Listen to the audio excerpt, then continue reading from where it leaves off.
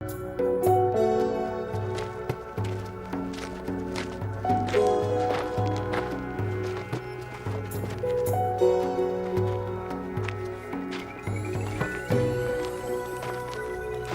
to take some photos.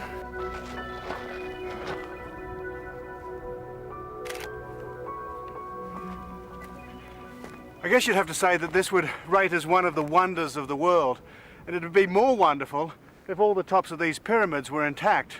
But what happened in 1836 or so is an Italian treasure hunter came down here and blew the tops off them all, trying to find some gold, and he found gold in one. But by the time he'd pulled it out, all the local people were so angry that he had to flee for his life. Pity they didn't get him. To just stand in a place like this is truly awesome. These monuments stand as testimony to a black African civilization that predated Julius Caesar, Christianity, and Alexander the Great. But its inspiration came from much earlier. 4000 BC, from the very dawn of civilization itself.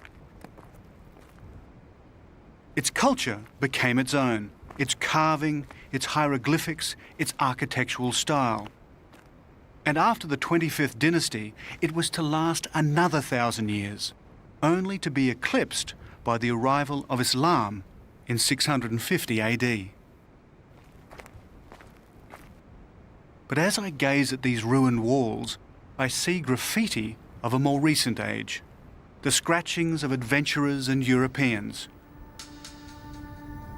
Once more, I'm on the trail of Kitchener's army as he marched relentlessly on Khartoum.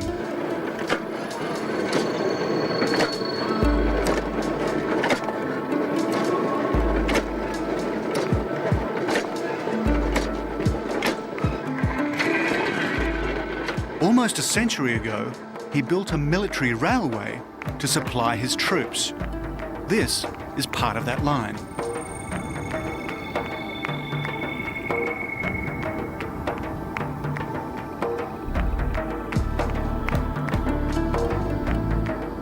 There's an old Sudanese saying, if you see a train, catch it. They also say that if you hail a passing train, it will stop for you. And while this isn't exactly a train, it'll do. But it's going a lot faster than it looks. I think they're trying to tell me that they can't stop. If I want a lift, I'll have to jump.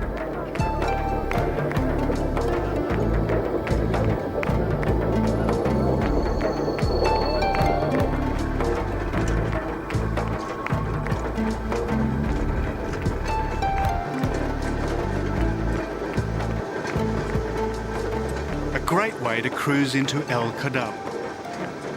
Here I'm told there's a real Nile steamer that can take me up to Khartoum. It's taken me nearly 3 weeks to get this far. It took Lord Kitchener 2 years, and it was from here that he prepared for the final showdown. Okay, thank you.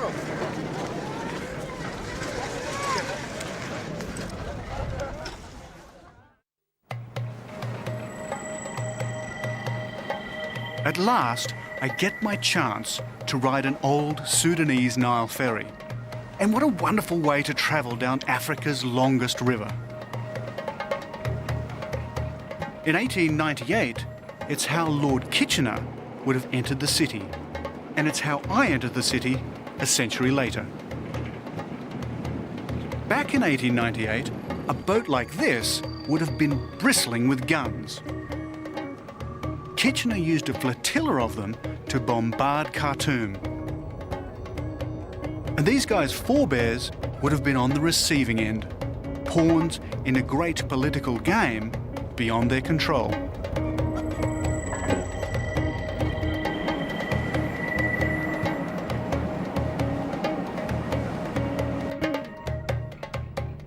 I've now completed nearly 1,000 miles of my Nile travels in the wake of Kitchener's army, and now I'm near journey's end.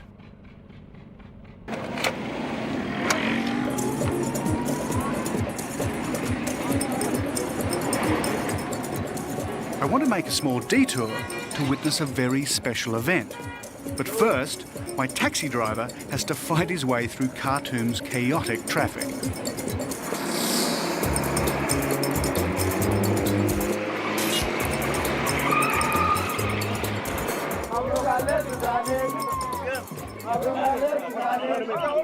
It's grand final day for a wrestling contest. And as with all grand finals, the rival teams need their cheer squads.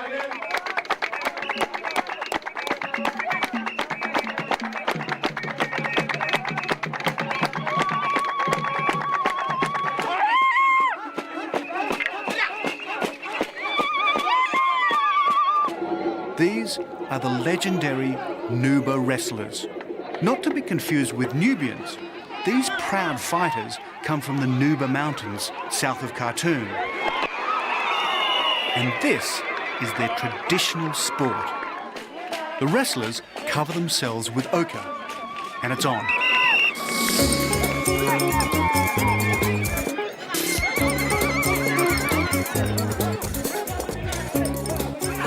The rules are simple. Make your challenge, then try to throw your opponent on the ground. It's an endless cycle of challenge, wrestle, throw. While the cheer squads show no sign of losing voice.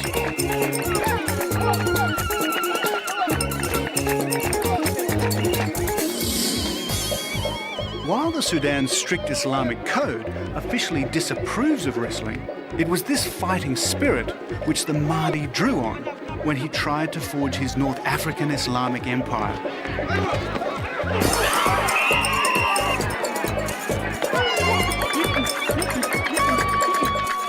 And it was this fighting spirit that took the British by surprise over a century ago. The final showdown came at the Battle of Omdurman.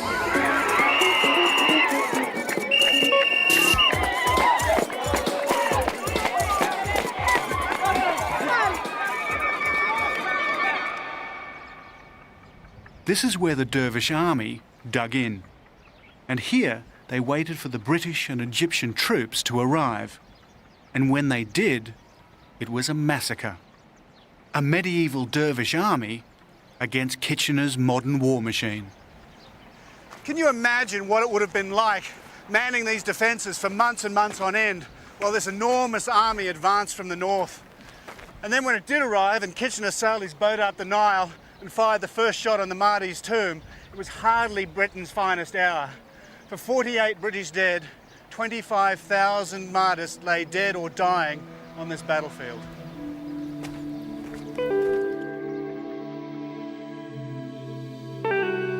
The Battle of Omdurman was a slaughter. Spears and daggers were no match for the British artillery. It was at Omdurman that a new weapon would come into its own, the machine gun.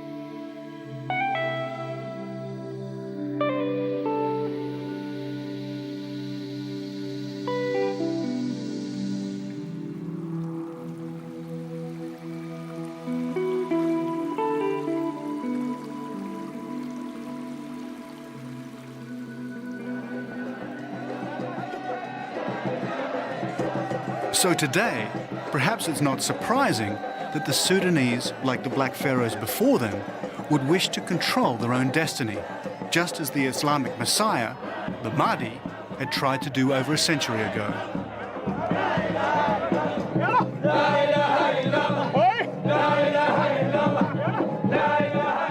Every Friday at sundown, the descendants of the Dervish army come together.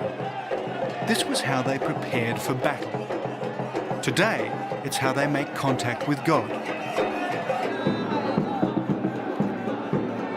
And as the word dervish means poor man, that's how they turn out. Some even wearing clothes made from rags.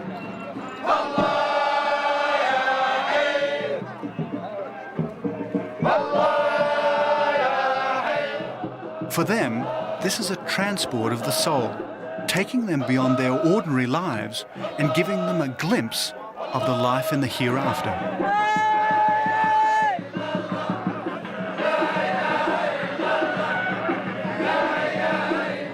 And as they fall into a trance, from the ecstasy of the dance, I wonder if they're drawing on an earlier tradition.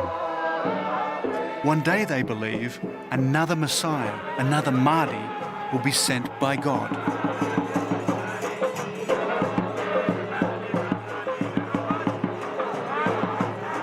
So why such an obsession with their self-determination?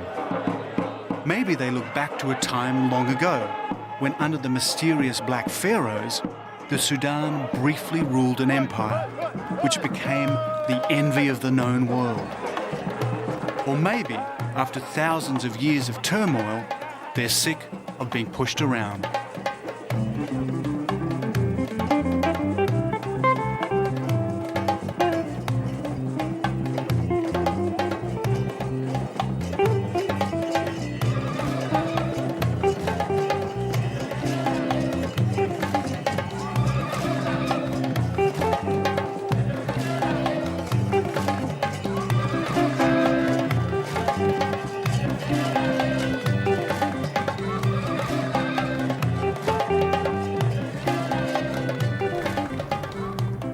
As I head back down the river of life, I realize there's one reason for all of this, one cause of all their sorrows and joys, and I'm sailing on it. It's the River Nile.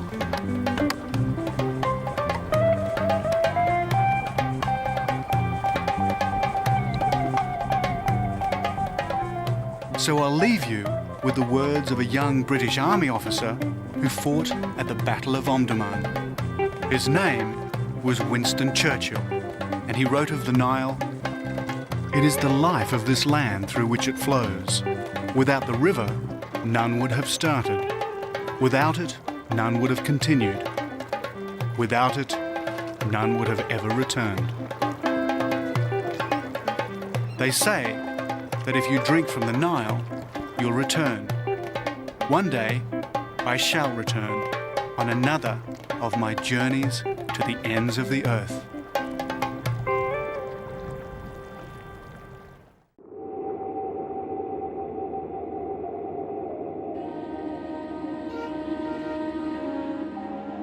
Up in the Himalayas, on the northern fringes of Pakistan, you find some of the most intimidating high mountain peaks on Earth. It's why the great explorer Marco Polo named this place the roof of the world. And below these mighty peaks lie valleys untouched by modern civilization. This is a world where supernatural forces and ancient mysteries control people's daily lives. One valley in particular has captured the imagination of the world. A place so perfect, so harmonious, that it brought health, long life, and enlightenment to all who lived there. To find it, I must climb rugged mountain peaks, cross glaciers and snowfields, as I search for the truth behind Shangri-La.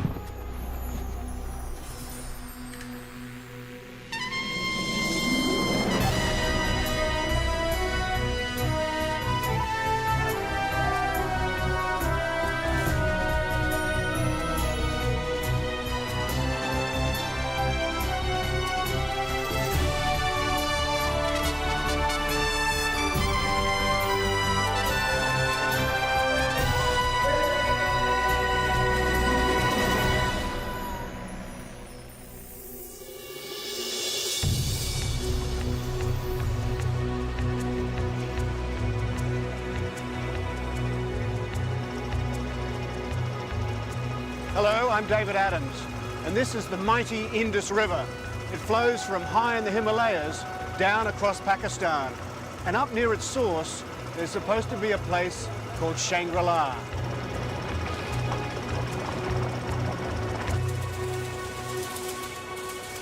So my search starts in northern Pakistan, a country sandwiched between Afghanistan, India and China. From Peshawar, I head northwest into the Hindu Kush, then east to the Hunza Valley, in the heart of the Himalayas.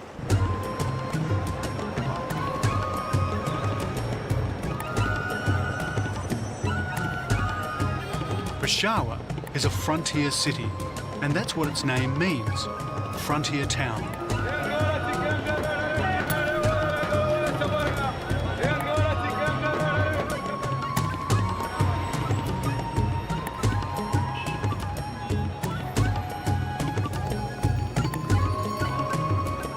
You can get anything in Peshawar, and I'm here to do a bit of research.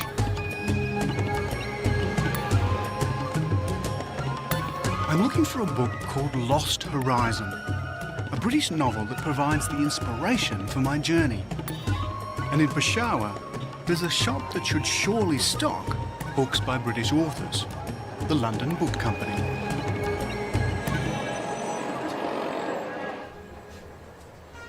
Lost Horizon is an escapist fantasy about a utopia hidden somewhere in the Himalayas. It was written in the 1930s by James Hilton, and it quickly became a bestseller. Basically, it's the story of 4 travellers escaping from war-torn Afghanistan who get lost in the Himalayas.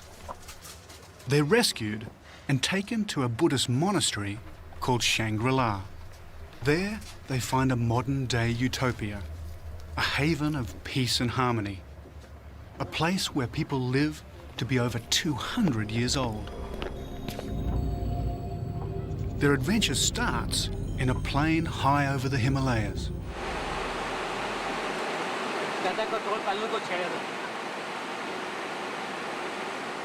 Of course, there was no Shangri-La. Hilton himself claimed it was a fictional place. But with the Western world on the brink of World War II, people wanted to believe it, and so a myth grew up. Maybe Hilton was hiding something. Maybe Shangri-La was inspired by a real valley, somewhere down there. Well, the only clue that James Hilton gives us as to the whereabouts of Shangri-La is to say that the plane flew past K2 and Nanga Parbat, 2 of the highest mountains in the world. After that, it simply disappeared.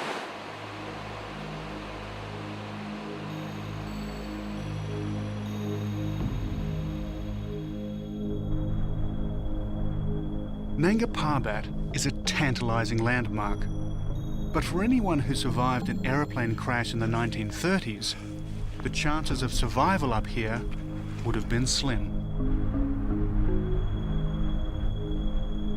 They'd have had to trek through deep snowfields and treacherous glaciers. They'd have had to breathe in a rarefied atmosphere at altitudes of 20,000 feet, 6,000 metres or higher.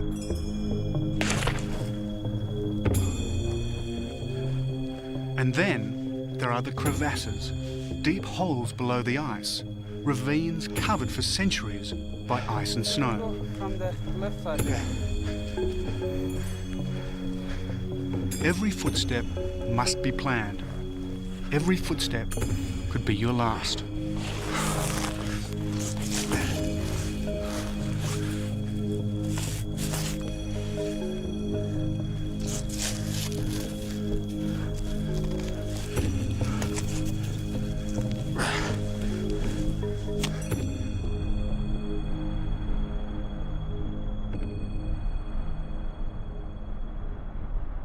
Nanga Parbat is the mountain that was James Hilton's last connection with reality.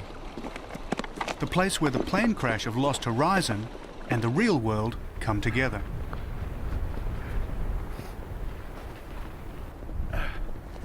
Well, we didn't quite make it to the viewpoint of Nanga Parbat. The snow's getting a bit too deep, and I can tell you it's very cold. I'm sounding a bit funny because my mouth is freezing up. This is about -20. This is, without doubt, one of the most extreme places on Earth.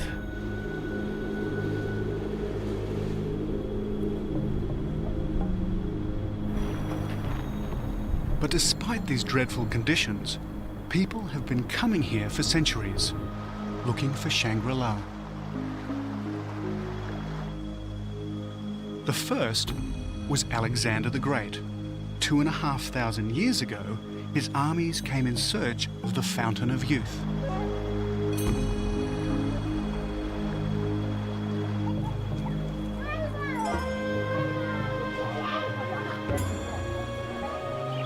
His quest started where mine starts, in the Bombaret Valley, a remote corner of Pakistan, on the border of Afghanistan.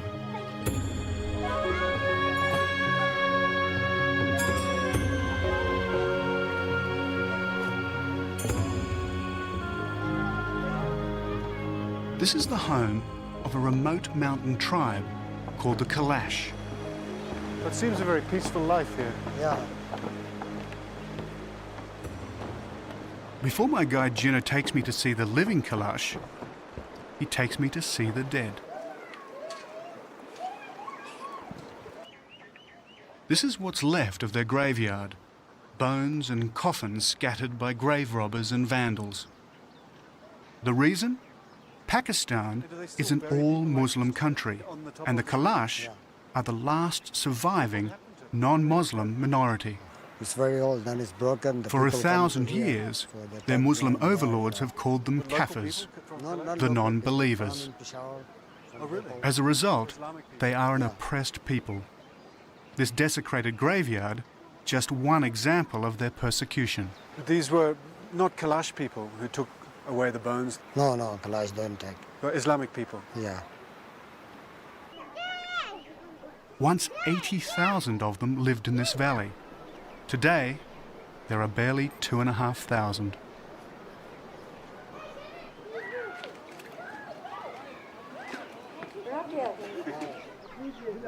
If anything, the Kalash look more European than Pakistani. There's an amazing prevalence of blue eyes and blonde hair amongst them. And there may be a good reason why.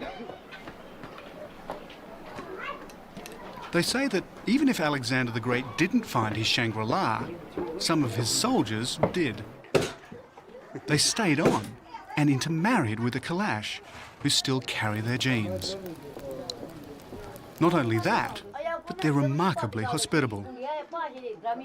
Any visitor to this valley must drink the obligatory cup of tea.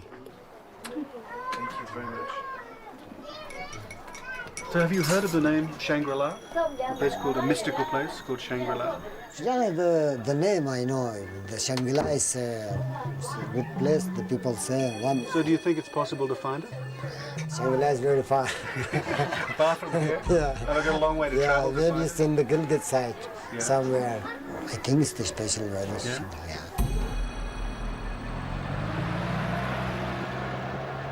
So if I'm to find Shangri-La, I must seek elsewhere. I cannot stay long in this beautiful valley. Jinnah is heading south to Chitral, and there's an event on in town that he wants me to see. But there's another, more compelling reason why I must keep moving. As the great snow-clad peaks glow in the alpine light, they send out a chilling warning. Winter is approaching. My search for Shangri-La will be a race against time, as the early snows of the Himalayas threaten to cut me off and imprison me in this remote corner of the Hindu Kush.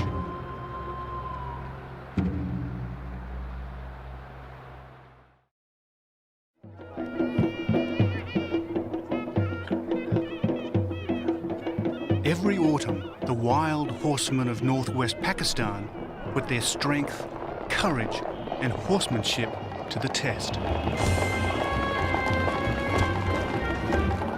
This is a game as old as Central Asia itself. It's called Bushkazi, and the object of their attention is a headless, legless goat.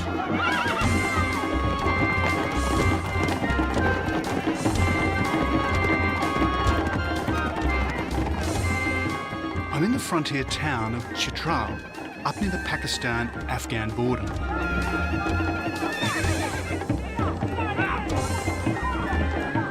This ancient Afghan game isn't for the faint-hearted. Once a horseman has the goat, the opposition does everything in its power to get it off him. Which means a melee of grabbing, struggling horsemen, until someone makes a break.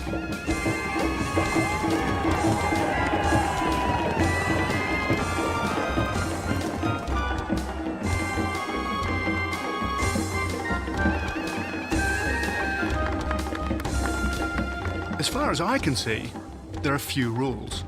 Anything goes. Jinnah tells me a lot of old scores are settled on the Bushkazi field.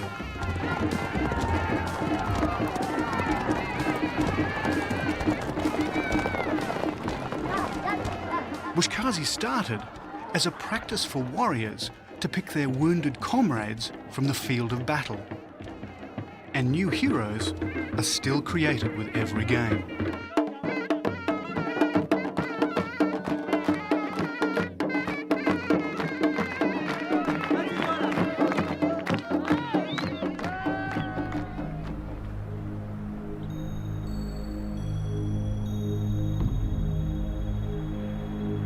But if I'm to find Shangri-La, I must keep moving.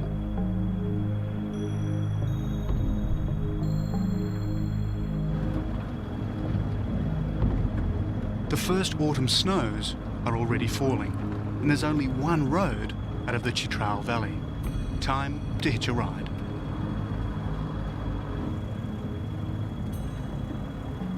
We're just coming up to the Lowry Pass, which is about 2,800 metres high. About 4 or 5 months of the year, it's cut off by metres of snow.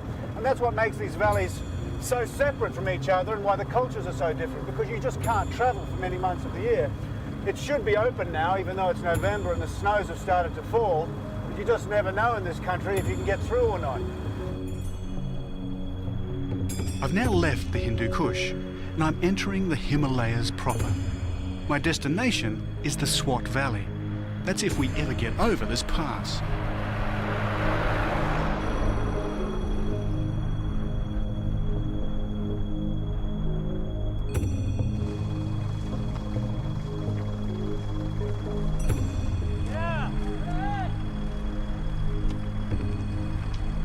Because of the snow, the road is too narrow for passing. And since there's no regulation of traffic up here, vehicles going up come face to face with vehicles going down. And there they stop and argue. Eventually, they manage to dig away the snow. They tell me that this happens every autumn. It's crazy, but that's the way it is.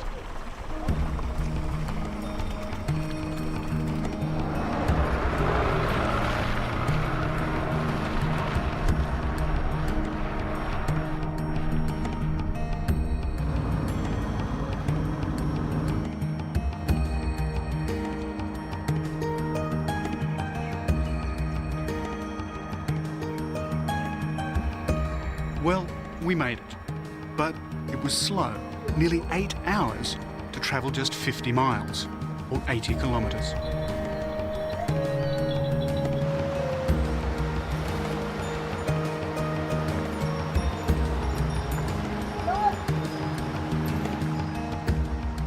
I'm passing through the Swat Valley, which should by rights have had a claim to being the inspiration for Shangri-La, because this valley was the birthplace of Tantric Buddhism.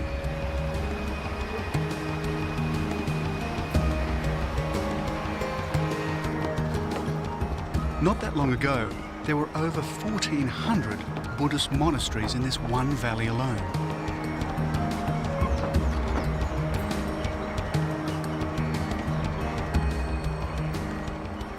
Today, Islam holds sway, and the relics of its Buddhist past have suffered accordingly.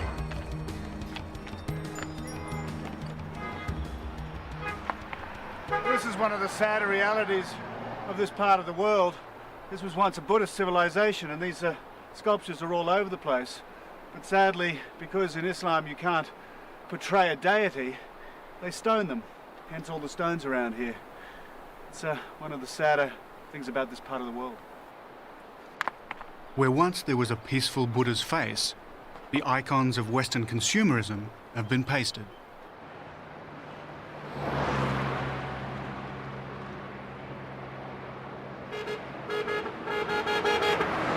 So how did James Hilton envisage Shangri-La? The words of Lost Horizon come flooding back. Shangri-La was touched with mystery. Listening intently, he could hear gongs and trumpets, and also the massed wail of voices. he found the traditions, both Buddhist and Christian, very reassuring. The whole atmosphere was more of wisdom than of learning. The High Lama had skill in telepathy and powers of healing. The monks had discovered the key to longevity, to semi-immortality. 30 or so years after Hilton wrote those words, another group of people searching for Shangri-La flocked to the Swat, the hippies.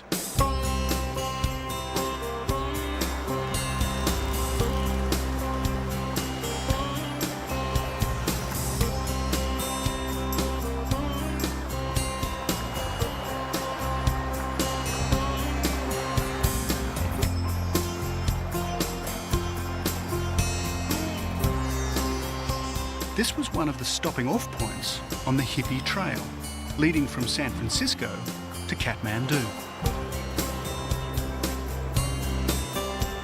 In fact, the Swat's always been something of a haven for foreigners. 100 years ago, the British came seeking relief from bustling towns like Peshawar. It was they who stocked its rivers with trout.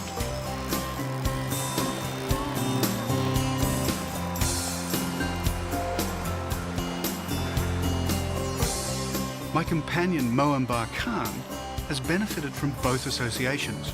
He likes fish, and he used to run a boarding house catering exclusively to hippies, even if he didn't always approve of them. Woman, like, if woman legs is looking, legs, this is bad in Islam. When the woman here looking, this also bad in Islam. But if you take your trouser out and you put short trouser, and when you walk now, also the people put you stone or say, look, this stupid man. So if I was wearing short pants, would they throw stones at me? Yes, and they're thinking, "Pa, you very bad man." Yeah. Because like you, like animal, no understand. Go in the street and no clothes.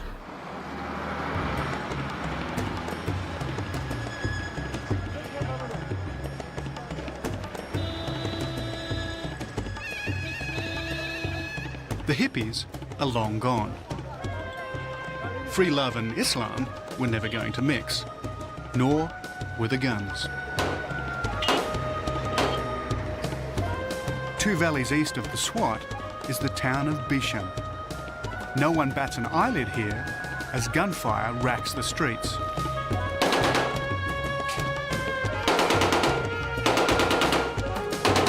Guns are a way of life. Blood feuds are an institution. These inter-family, inter-tribal battles cause thousands of deaths every year. The penalties of the ancient system magnified 1,000 times by the killing power of modern weapons.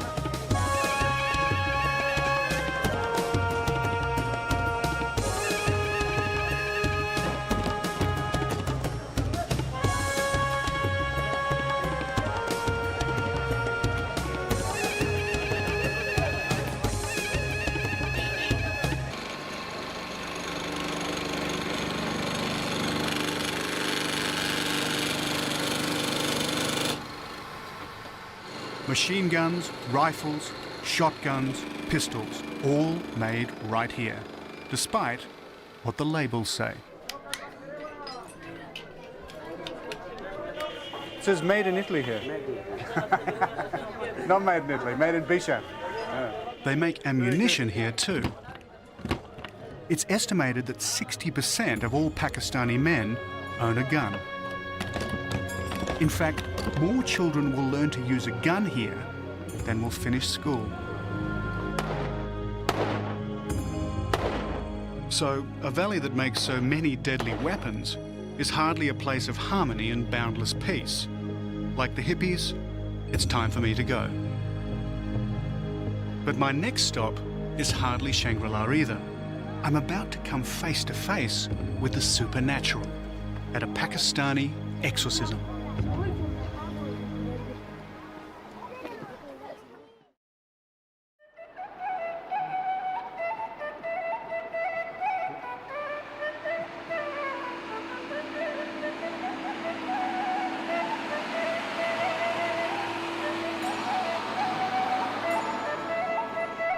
I'm high in the Himalayas on the main road linking Pakistan to China, the Karakoram Highway.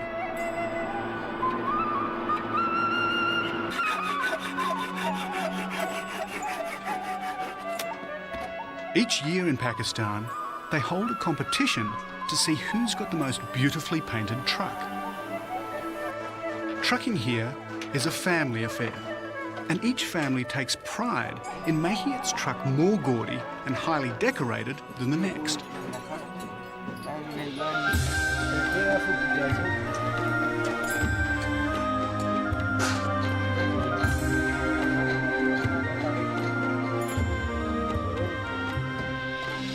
But there's a religious side to it too. The paintings are spiritual, symbols that will hopefully protect their trucks from the dangers of the road. And it's in one of these mobile art galleries that I hitch a lift up the Karakoram Highway. The highway takes me deep into the Karakoram Ranges, a part of the Himalayas which boasts some of the world's highest peaks.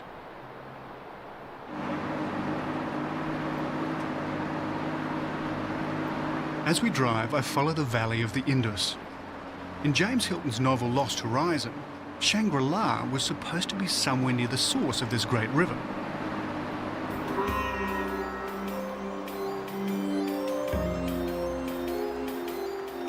So in theory, if I follow the Indus Valley, I should find Shangri-La.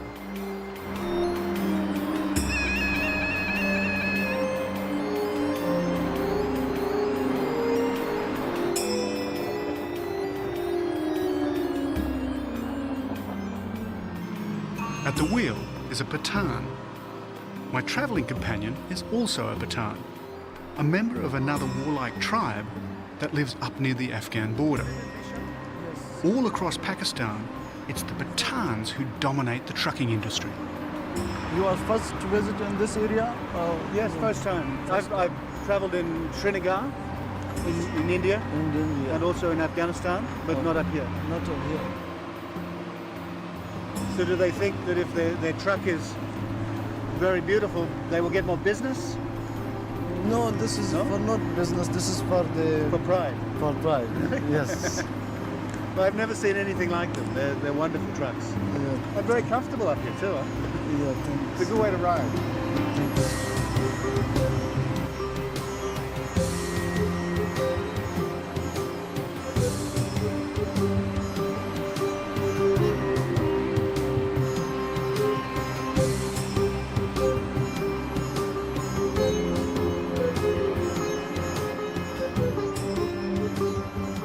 The higher we go, the closer we get to the roof of the world, the lofty Karakoram Ranges, where the world's second highest peak, K2, reaches over 28,000 feet.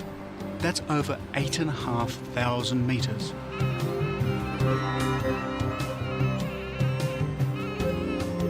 But if I want to get to my spiritual Shangri-La, I must abandon the truck. Where I'm going, there are no roads. As I draw closer to my destination, I'm warned to be careful. The locals believe powerful spirits, fairies, live on the snow line. Keeping on the right side of these fairy spirits is very important indeed. This is a superstitious world. This man is believed to be the subject of a curse. He's not responding to conventional doctor's treatment. He's feverish and his body's racked with pain. So they call in a shaman, a medium who communes with the spirit world. It's hoped he can locate the cause of the problem.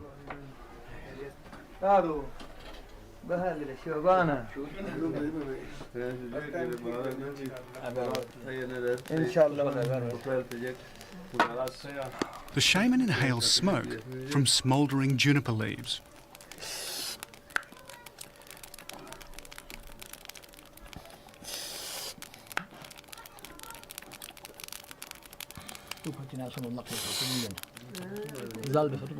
Juniper smoke and deep breathing induces a trance.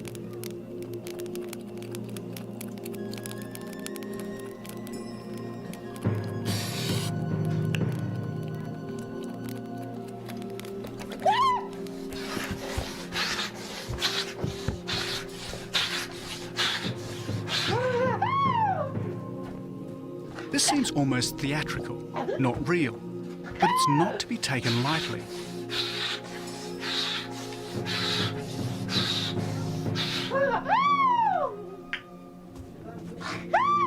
People here have an unshakable faith in the supernatural. Those who believe themselves to be cursed often die.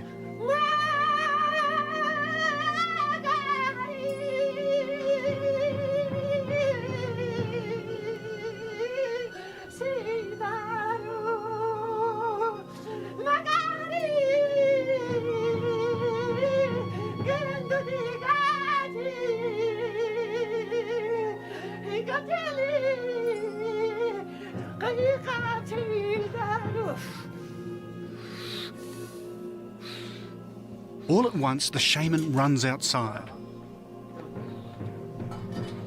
At first, I admit I suspect a trick, but the ground is undisturbed.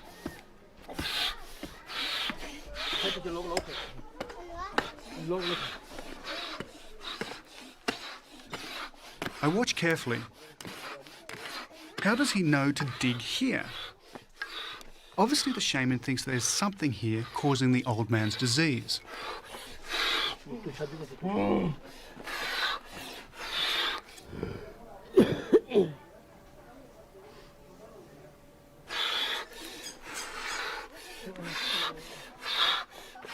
And then he finds it, a piece of skull wrapped in a rag, an evil spell placed by an enemy, a curse.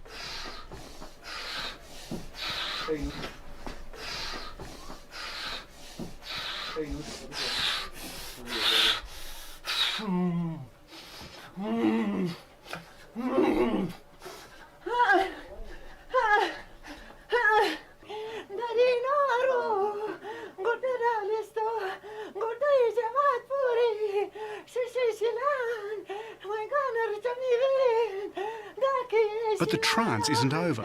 He continues his communion with the spirit world until, totally exhausted, he faints.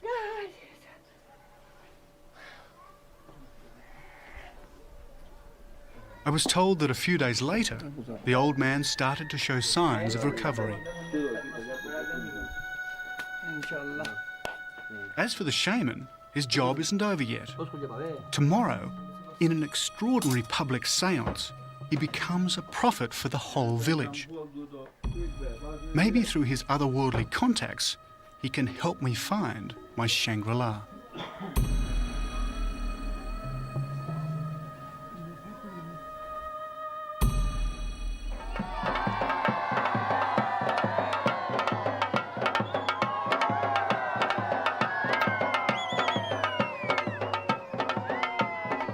Much of Pakistan is Islamic in the extreme, but up here, in the country's far north, villagers still often commune with the supernatural. Today the shaman uses his spiritual powers to establish contact with the dreaded mountain spirits. He's trying to find out what they have in store for the village for the rest of the year. I'd have to say, I've never photographed anything like this before. Never seen anything like it anywhere I've travelled. Once more, the juniper smoke does its work, inducing a deep trance in the shaman, who's now hallucinating.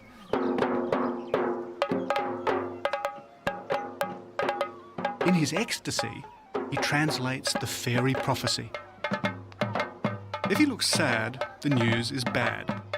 If he looks happy, the news is good. Fortunately for the villagers, he looks happy.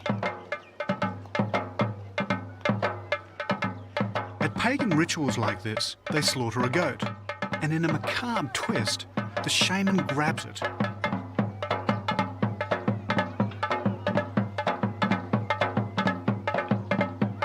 Here, the blood of a goat's head is said to be fairy milk.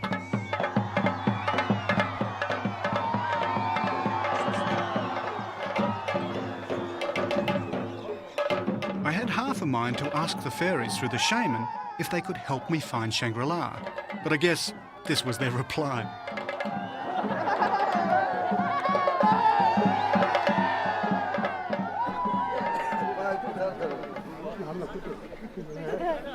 The trance lifts. The shaman leaves his fairy world and is back in the world of reality, and totally exhausted. His party may be over, but it's only just starting for the villagers.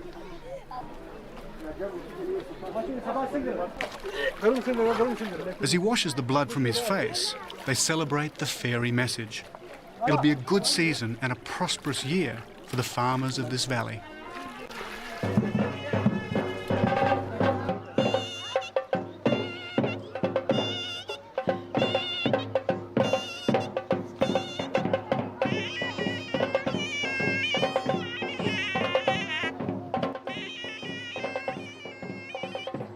As for me, I have an appointment further up the Karakoram Highway, towards the Chinese border. My destination, Gilgit.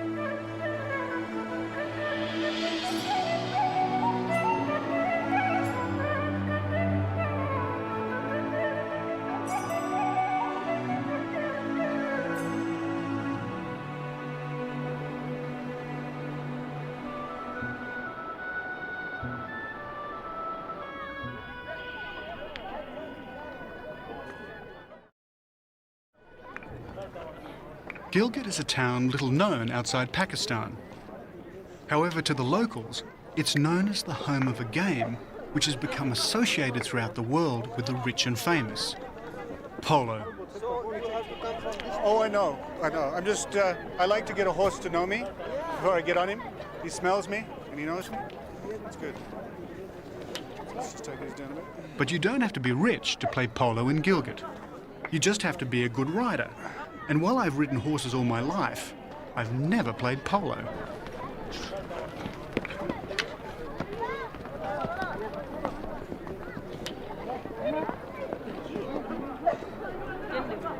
Actually, the game had its origins in Persia, but it was Gilgit that gave it its name. Polo means ball in the local language, and hitting a polo isn't easy.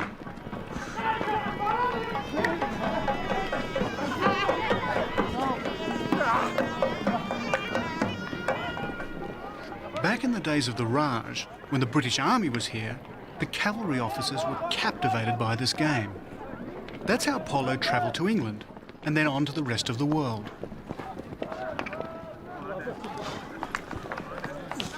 But it just doesn't seem to be my game.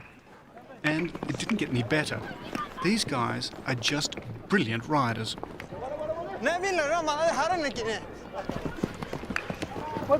on, David, come on. So play, hurry up. Make it. Come on, David, go on. So you have to play a forceful shot. Well, at least I got to hit the ball. Once. Well, I can't say I've done anything like this. Most fantastic game, just I'm really bad at it. I tell my companions why I'm here, to search for the lost valley of Shangri-La. They tell me that they know of a crashed plane near a town called Skardu. Maybe it's the one that inspired James Hilton.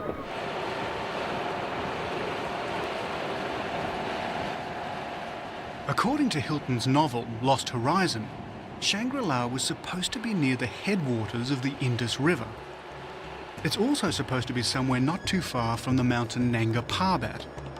That makes Skardu a candidate.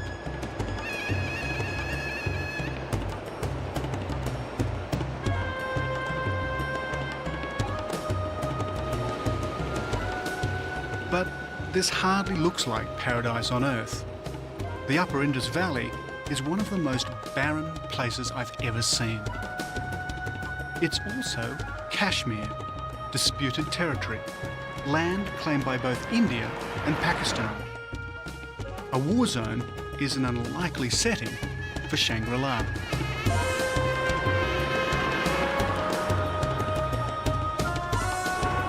But it's here all right.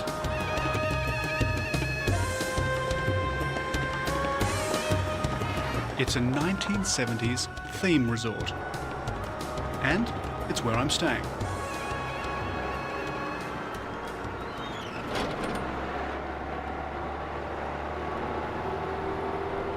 As we drive closer, there's the remains of the crashed plane I was told about. The buildings have a Buddhist air about them, but closer inspection reveals that my journey is far from over.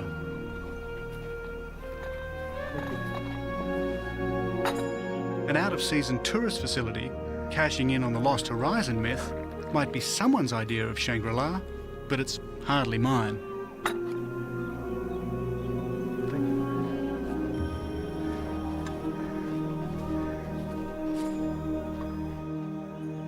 Mind you, the lake does lend an air of peace, and after 10 days on the road, this tea is wonderfully therapeutic. And as this commercial Shangri-La works its relaxing charms, I plan the last leg of my journey. Tomorrow, I travel to the Hunza Valley, a place where people live to be well over 100 years old, and where I find my own private Shangri-La.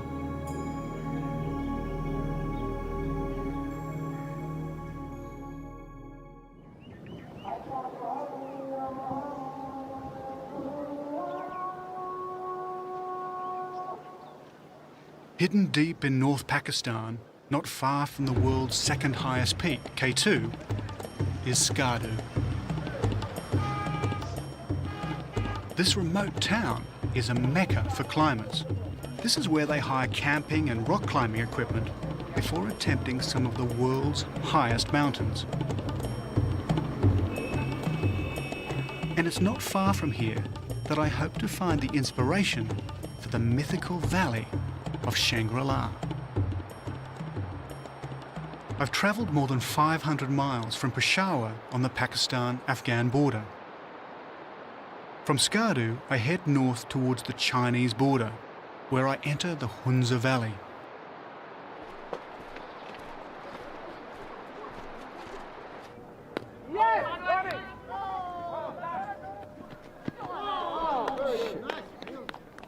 But first, a game that's penetrated the remotest corners of the old British Empire: cricket.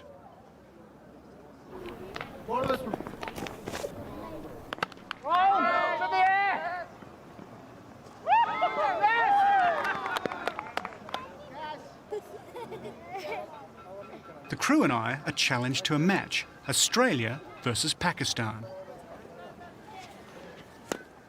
And it's not long before they have us on the ropes.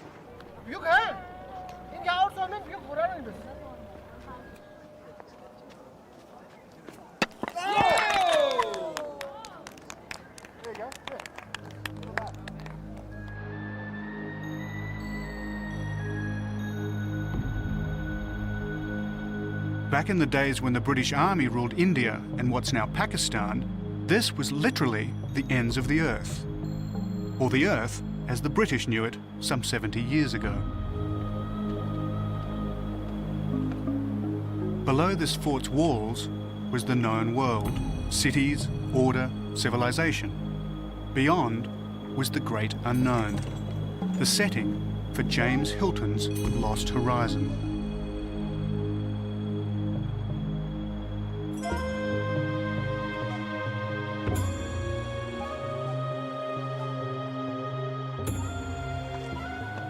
Well, as you can see, this fort commands quite a presence over the valley.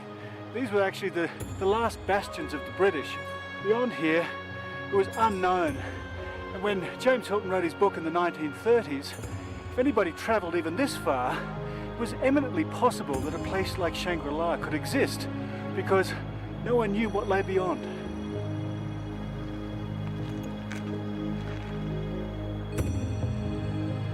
So if I'm to find the place that provided James Hilton's inspiration, I must enter this great beyond.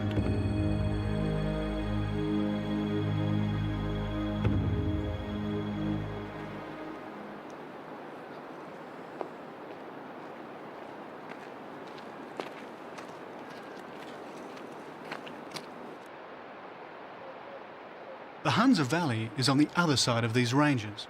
The roads are rocky and few people pass this way, or certainly the way I'm going.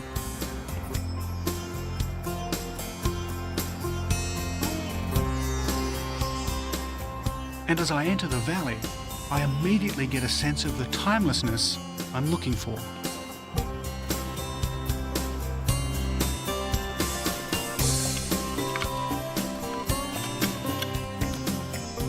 So what other clues are there? It's beautiful and there's an air of peace to it. There's also a great many old people. In fact, the Hunza is legendary for its healthy old population.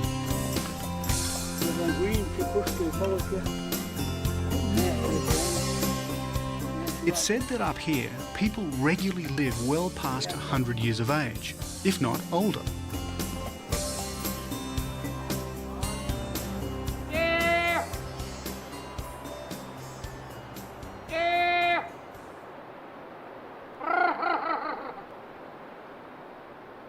But if this is the Valley of Shangri-La, there must be a Buddhist monastery.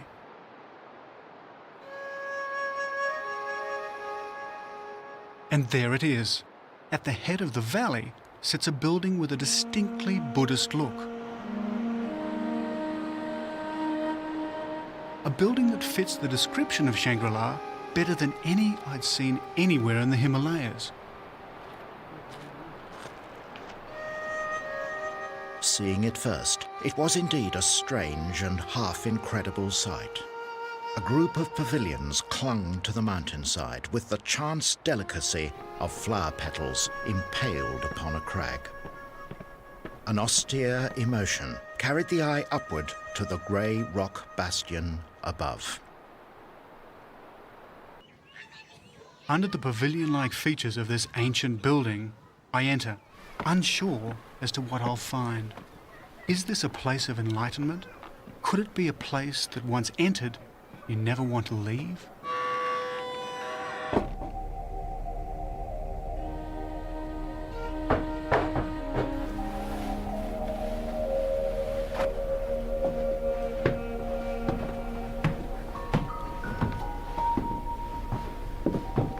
I sense I'm alone, and then again, I'm not sure.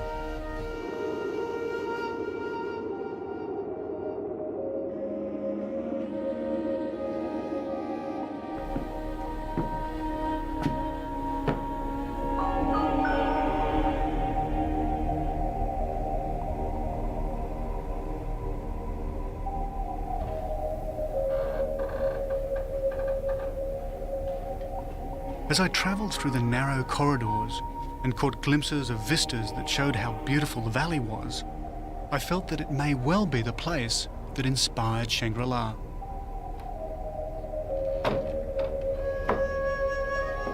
In the book, the travellers who finally arrived at Shangri-La always had a sense that they were being watched, that the monks and other residents never had more than a faint physical presence.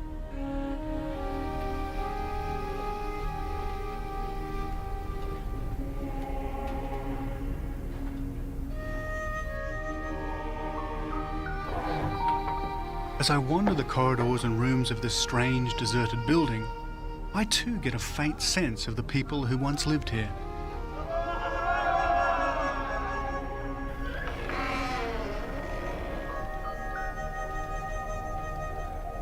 History relates that this fort was built in the 15th century by a family that ruled the Hunza. When a daughter got married, craftsmen came here from Tibet to create the beautiful buildings seen today.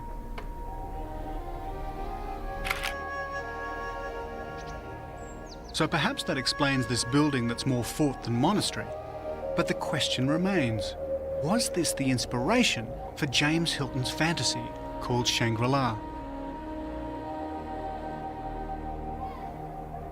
As I read on the terrace above the valley, as if by magic, the answer appears. Ijaz is the custodian of this building.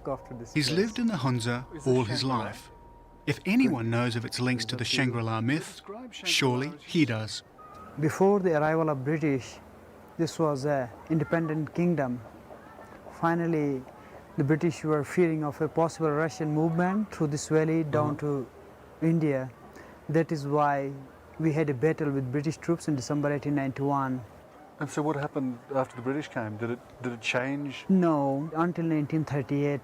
Probably this was the time when James Hilton the writer of... So you think he came here? I suppose he came here. So this might have been what he designed Shangri-La as? This might have been an inspiration for writing his famous novel. Yeah?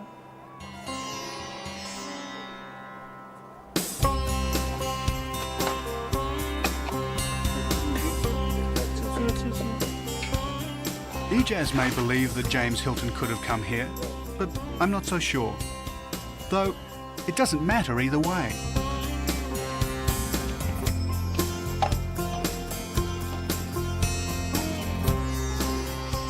I set out on this journey knowing that Shangri-La was the invention of a master storyteller. And it does no harm to believe that heaven could exist on earth.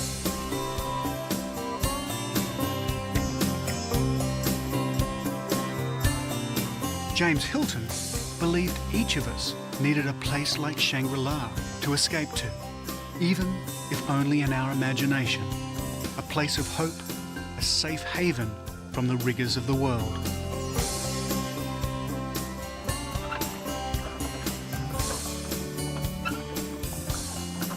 So for me, this has been as much a search for inner happiness as it's been an external journey to find Shangri-La, my heaven at the ends of the earth.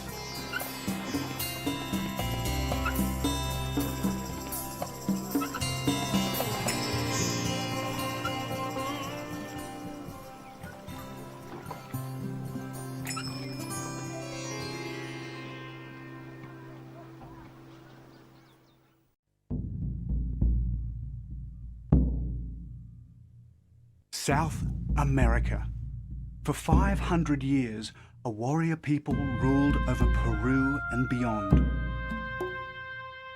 They were called the Inca, the people of the sun.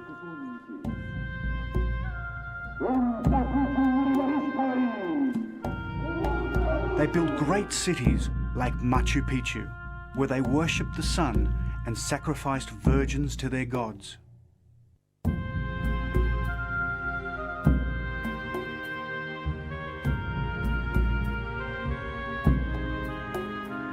Eventually, they would be destroyed by Spanish invaders searching for gold and glory. I'm here seeking a city perhaps even greater than Machu Picchu, one of many still lost in these jungles, where the Incas' history and perhaps their treasure lie undisturbed.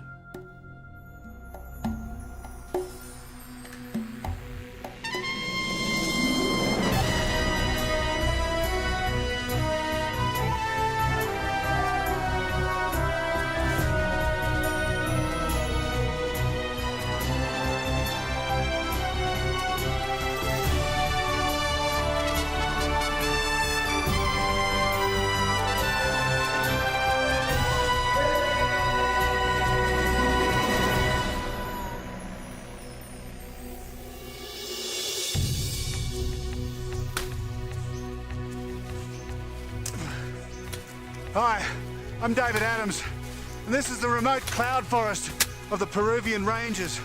And this is where the last of the Incas found their refuge, and it's where they built their golden cities, and that's why I'm here.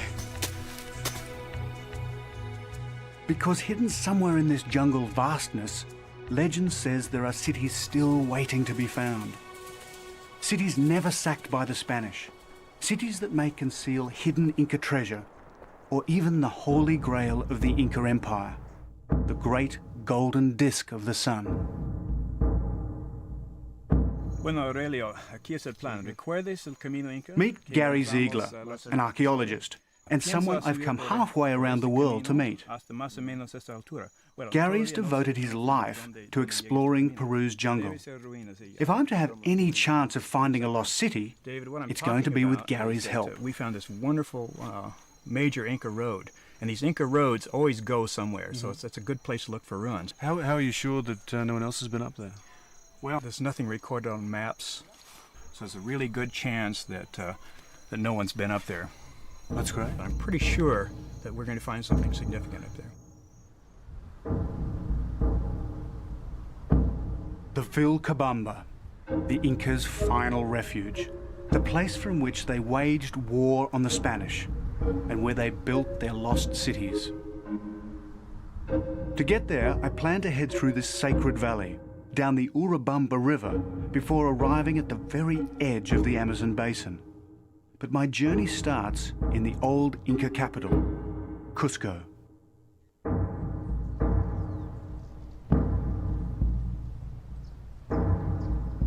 In the late afternoon light, it's easy to imagine Cusco in its heyday, as the city of gold, so intoxicating to the first Europeans to see it.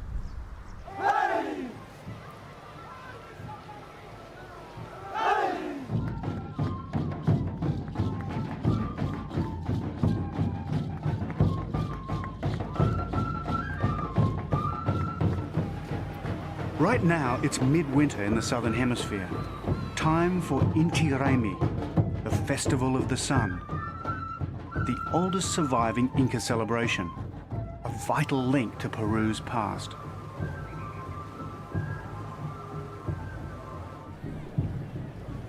Gary Ziegler's seen it all before, though. He couldn't wait, and so he's headed straight to the mountains.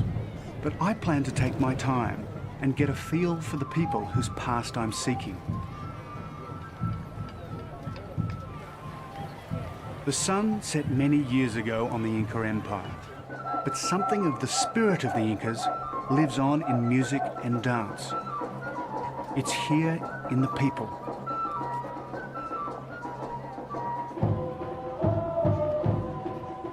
And it's here in the stones of the buildings so perfectly constructed 500 years ago.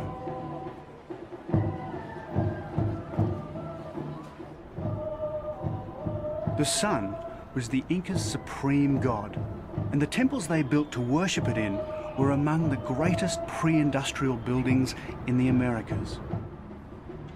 The most celebrated of all was the Cora Cancha, the fabled Temple of Gold. Well, these walls look pretty bare now, but once they were totally covered in gold, right throughout the whole temple.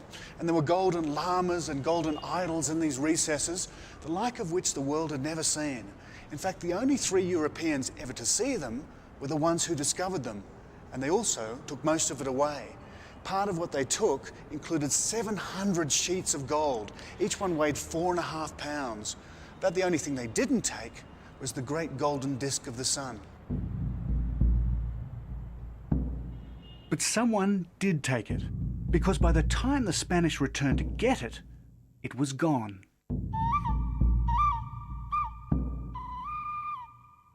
To this day, it's never been found. Its final resting place remains one of the world's great mysteries. Most likely, it's in the Vilcabamba, where Gary Ziegler's gone and where I plan to meet him in a week. The journey takes me in the footsteps of one of the world's great explorers, Hiram Bingham, the man who put the Vilcabamba on the map. Like Gary Ziegler, he was an adventurer, the discoverer of the most famous Inca city of them all, Machu Picchu. But Gary Ziegler's also an archaeologist, so he's the perfect expedition partner. By now, I can't wait to follow him into the mountains. And that means I need transport. Buenas tardes, señor. Oh, mister, buenas tardes. Buenas tardes. The Valley Sagrado?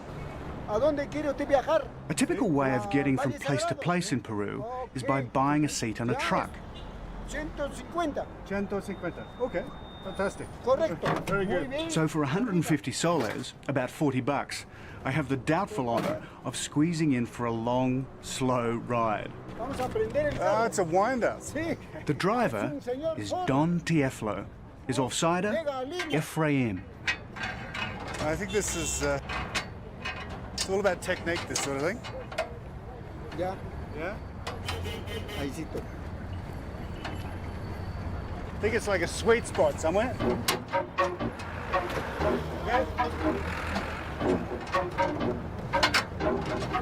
Amigo Efraín, Efrain, por favor, can you give us a hand, mate? manito.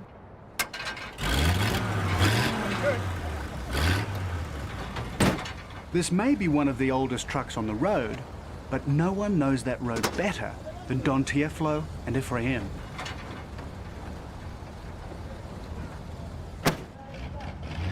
With their help, I will follow a trail over 500 years old, a trail that leads deep into the Peruvian rainforest, to a place of ritual sacrifice, sun worship, and golden cities, the lost realm of the Incas.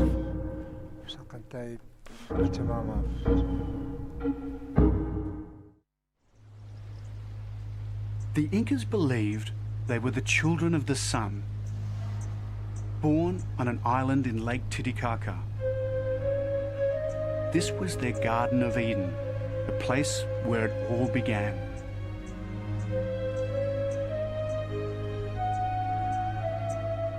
Where I'm going, though, is the place where it all ended. The place where the Incas made their last stand against the Spanish, and where they're supposed to have built their lost cities.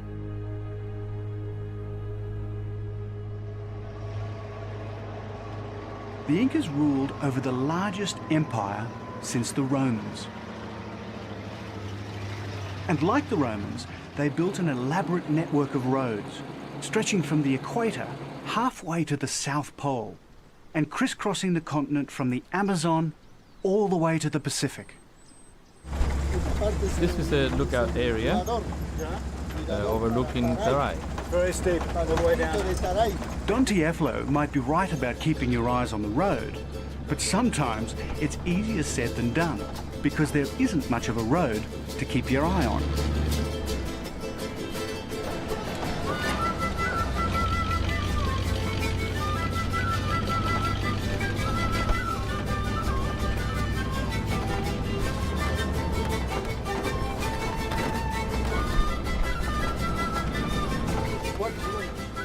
He's agreed to take me to the top end of the Sacred Valley, to the town of Ollantaytambo, Tambo, where I plan to hire porters for my journey into the Vilcabamba. Mucho accidente, Yes, there have been many accidents. The road is full of sharp bends.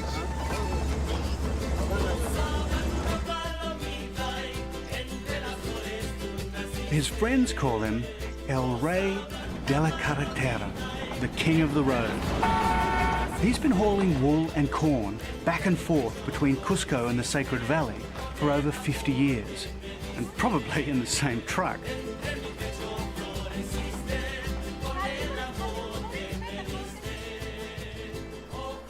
On a hillside near the ruins of Pisac, I get my first look at the Urubamba Valley, the Sacred Valley. This gully along this small valley ends up in a creek which flows into a big river, the Vilcanota River, which goes down to the Sacred Valley of the Incas. Valle Sagrado de los Incas. I can't believe it's amazing that they built them by hand, right? Sí. Luego, las andenerías. Then the terraces of the ruins of Pisac. Pisac. This is the most impressive, most elaborate section. The Pisac fort guarded what was the breadbasket of the Inca Empire. Rank upon rank of terraced gardens line the valley. When the Spanish first arrived, they were still planted with corn and potatoes that were the staple foods of the 15 million strong Inca nation. These days, most lie overgrown and ignored. In fact, Peru produces less food today than it did before the Spanish conquest.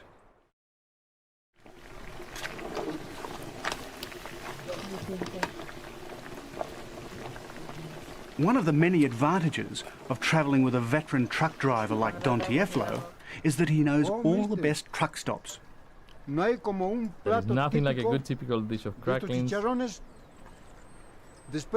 a long day's work. You find small roadside kitchens like this all over Peru, serving up the same food that kept the Incas going, corn and potatoes, with the favourite meat of the conquistadors, pork, in this case, deep fried. Good food? Very good food. Very good food. Casera, por favor. 3 glasses of chicha, please. Then there's chicha, the maize beer that was the sacred ceremonial drink of the Incas. Today, though, it's mostly drunk as a low-alcohol alternative to regular beer. Vaso grande. I'd like a big glass, please. Chicha. Traditionally, brewing chicha is women's work. Recipes are passed down the generations, mother to daughter. As a result, no two brews are ever the same. Fill it up, madam. Right up. I want David to really try this. If I get through this, I deserve a medal, I think. Salud, David. Salud, Efraín.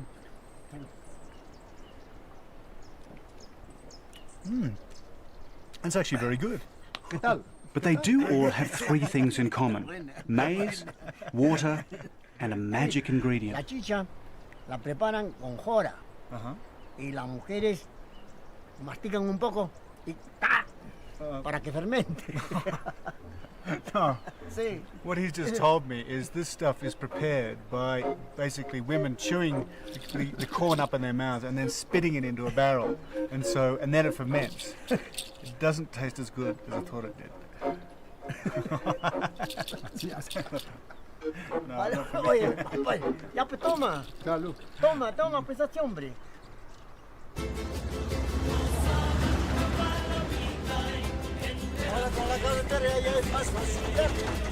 Back on the road again, and Don Tieflo and Ephraim and their magnificent old truck have got me almost all the way to my destination.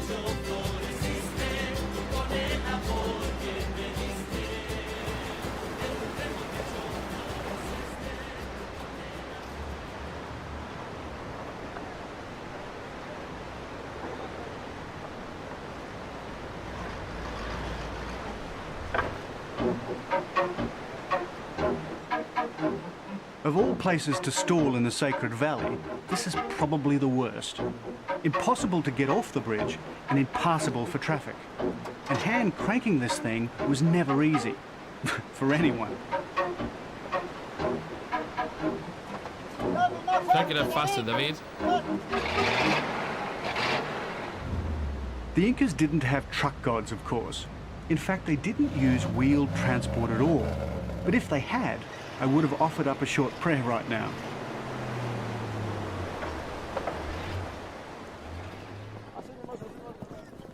Getting to Oliente Tambo on time provides an unexpected bonus. The day we arrive, a local carnival is in full swing. People have come into town from all the surrounding villages. This means I can most likely hire the porters for my journey right here. Not having to go from village to village will save days. David, te presento a Alejandro. Alejandro is from the Patacancha Valley, the same valley Hiram Bingham hired his porters from. 5 hombres. Mas camón que sohta panisheki campus en ispa. Ya, muy bien. Okay. So I think I've got my porters. Which means I can have the rest of the day off to enjoy the carnival.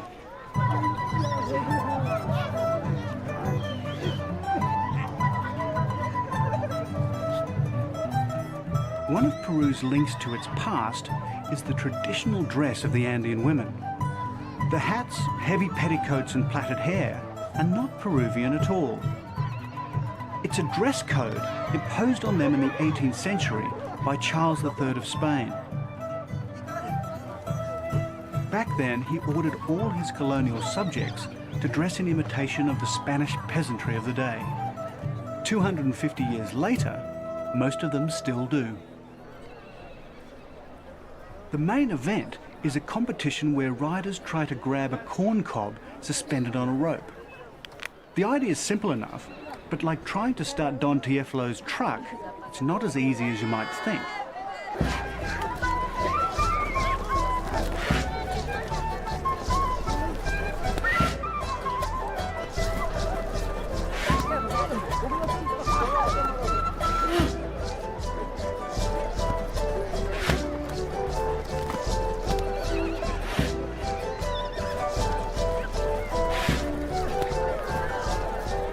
Beginner's luck, maybe, but not so lucky for the prize. No, thank you for you. Didn't quite bank on that. I don't think I'll be able to get chicken through customs. Thanks.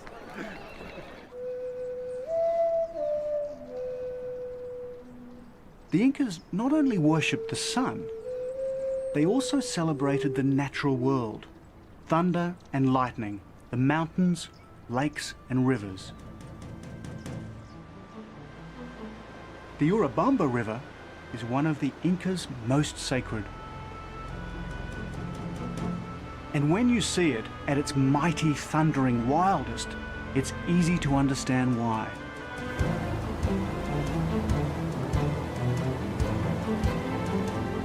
At yesterday's carnival, I met this man, Eric Arenas, and he's offered to take me to meet my porters downriver.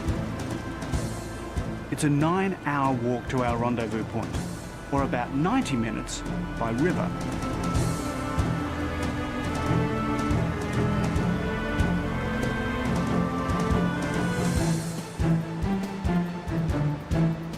Trouble is, Eric's a former Olympian and Peruvian kayak champion, and I'm not.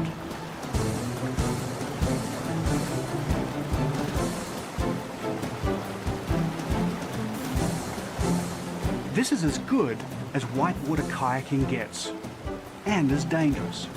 Get caught in the undertow on the wrong side of one of these rocks, and your kayak will snap in two, and so will you. For me, this is a recurring cycle of terror, adrenaline rush, and calm. But when you fall in, it's nothing but terror.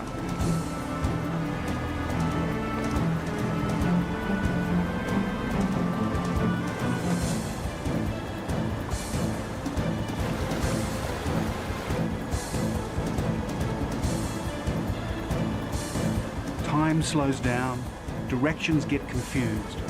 Fight a river like this, and you lose.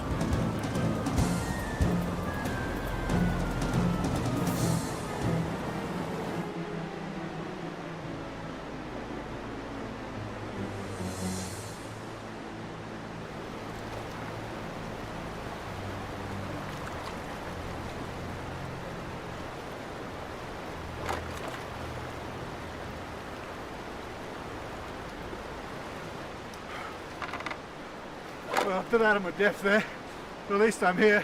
I'm going to save these as well. Oh.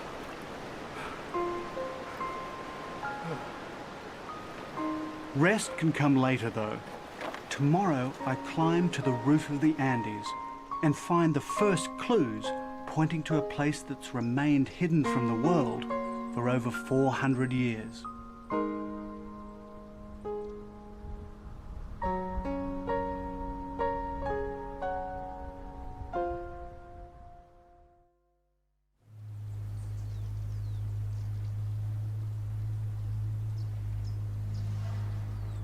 "400 years ago, a band of Spanish soldiers emerged from the Peruvian jungle to gaze on this land, their long-sought prize, the Vilcabamba. This was the rebel Incas' hideout, their last bastion against the pillaging Spaniards, the place they hid what was left of their gold and culture. I must go deep into this mountain stronghold, from the edge of the Sacred Valley through the high mountain passes of the Andes to Urak Rumi.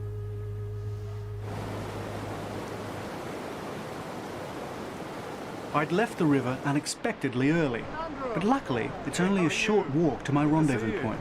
Sorry I'm late. Hola, ¿cómo está? Nice to see you. Me presenta mi amigo David. Hey, pleased to meet you. Alejandro's friend is David Espejo, translator, shaman, and for the next 2 weeks, an invaluable source of information about all things Inca. Yeah, have you been waiting long? Not too much, you know, but we're just enjoying some drinks. And I'd love a beer, actually. Would you like to It's been join a long us? way. Let's go. True to his word, Alejandro has organised a small team of porters. These guys have spent all their working lives doing nothing but haul gear through the Vilcabamba. Even so, we're planning on going places even they've never been. Luckily though, Alejandro has organised us a mule skinner and guide called Juvenal Cobos, known as the Old Man of the Mountains. But before we go anywhere, coca. Just about everyone in the mountains chews these bitter-tasting leaves. So, how do you take this? Well, basically what you have to do is take the end on the leaves. Before you chew it, you just have to mutter it. Coca was sacred to the Inca, which is hardly surprising as it's a kind of wonder plant. It suppresses hunger and altitude sickness, relieves stomach aches, it even allegedly eases the pain of childbirth. But most of all, it provides energy. But the only thing this stuff doesn't do is give you a high. Despite being the same stuff that they make cocaine from, you'd have to actually eat about a ton of it just to get any narcotic effect. It's more like coffee. It just gives you a good buzz when you're up in the mountains. It's said that by chewing coca, Inca messengers could run 150 miles a day. We're planning a much more modest 10 miles.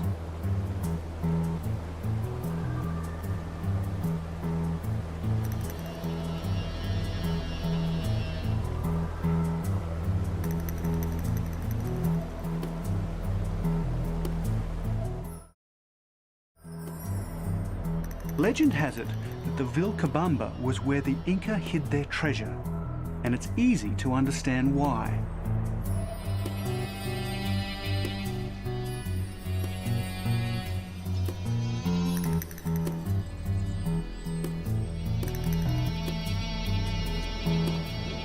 It's not just that it's a long way from anywhere, it's also the crippling combination of the terrain coupled with the altitude.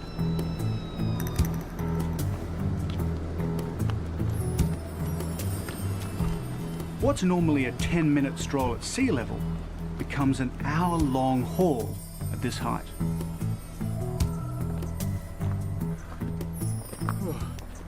When Hiram Bingham first came up here, he was an absolute amateur, and so it really hit him hard. We're nearly at 10,000 feet, and he'd be stopping every 50 feet. Well, I can understand why. It's a pretty hard slog up here.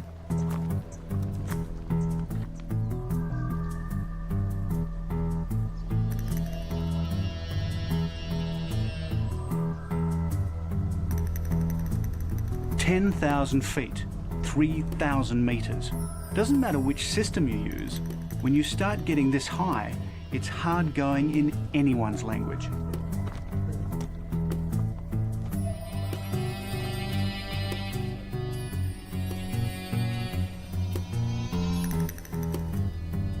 The Andes Range is the longest mountain chain on Earth. The terrain varies from jungle to glaciated ice peaks. At this altitude, even the slightest breeze is bone-chilling.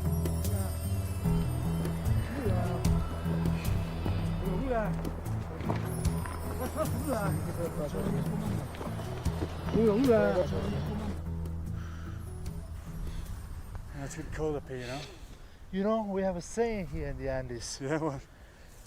Sasanke nyam purinapa kashan. What does that mean? Whatever goes up keeps on going up. What do you think? Man, I'm just going to be happy when we start going down. Sadly, that's still a long way away.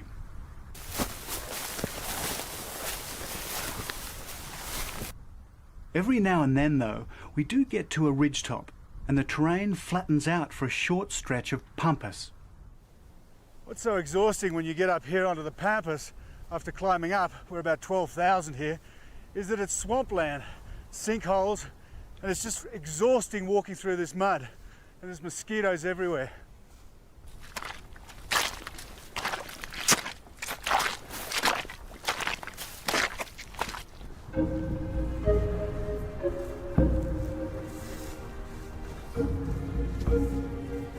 But where there's water, there's often an Inca site, because a reliable water supply was an essential requirement when the Incas were looking for places to build their cities.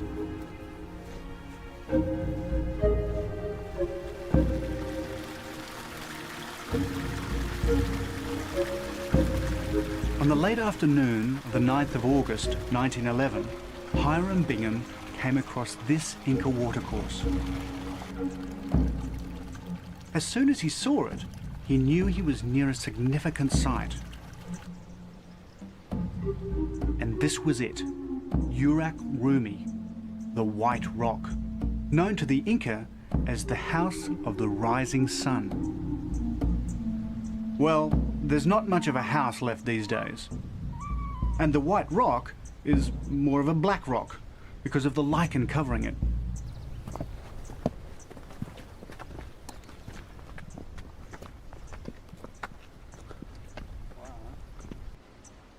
The Inca believed certain mountains, springs, caves and rocks were all endowed with magical significance. Like shrines along a pilgrimage route, Urak Rumi was one such place. Why was it so important to the Incas? Oh, this because Manco Inca, one of the last Inca ruler, was who set up his new capital here in Bitcos, in this area. So this was like the shrine, like the temple of the sun. Okay. One of the most important places in this area. The Inca were stonemasons without peer. And their legacy can still be seen in the way these guys make a camp oven.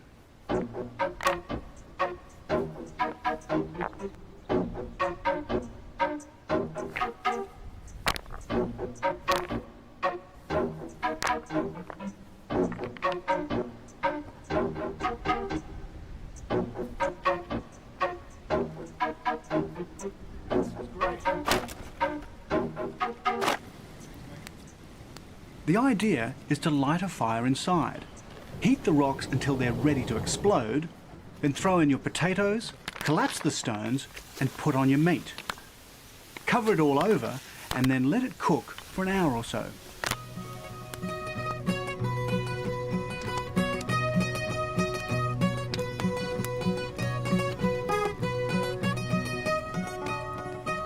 But not all cooking is done in the oven.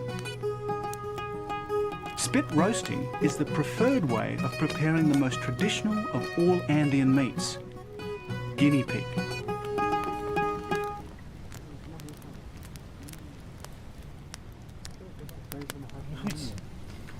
Oh, it's good. You like it? Yeah. So did the Incas eat a lot of guinea pigs? Yeah, on special occasions, yeah. Yeah? Yeah, when we were guests, you know. Because back home we keep them as pets. No. We eat them here. Yeah. So the people that live up in these remote areas, do they still consider themselves as Incas? Native, yeah. Yeah? Quechua people. Yeah. So is that do they take on some of the ways of the Inca? Do they think of themselves as Incas Sure. still? Yeah, I feel like that myself. Yeah? Yeah. Yeah, well you look like a lot of the Thank you. paintings I and got my drawings I've seen. nose, you know, like. Thank you. Nice. The spirit of the Inca is not only alive and well in David Espejo, it's also here in these mountains. And tomorrow we head for one of the most sacred of all Inca sites. A place so remote, more gringos will climb Mount Everest this year than have been to where we're going in the last 400 years.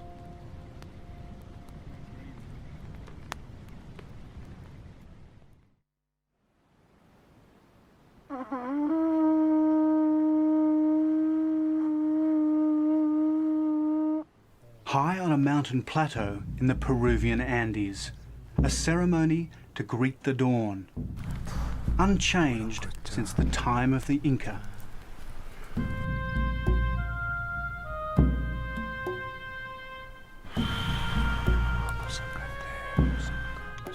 Holy man David Espejo leads the porters in asking the mountain gods for their blessing and safe passage.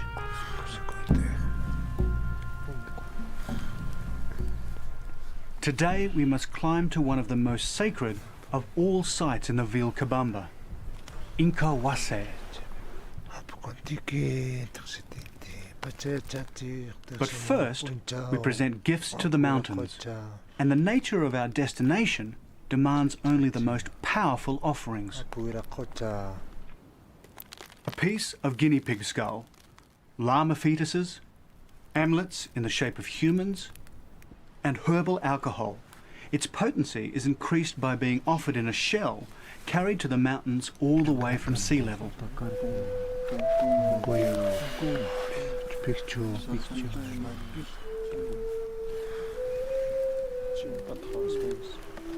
Only after the mountain gods have been invoked and the offerings burnt can the next stage of my journey commence.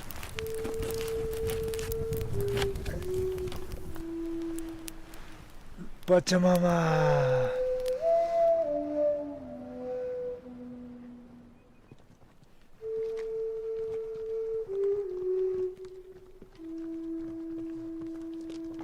This is the hardest leg of all. Trekking high in the cold thin air, we must pass through the cloud line on our way from Yupanka to inscreva-se, perched high in the Punkuyok Mountains.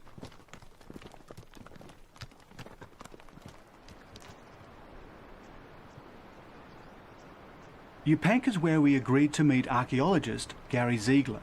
So David Espeo and I decide to strike out on our own, leaving the porters to locate Gary's campsite. Weather in the Andes can change in moments. This is called cloud forest for a good reason, and it's not long before the drizzle starts.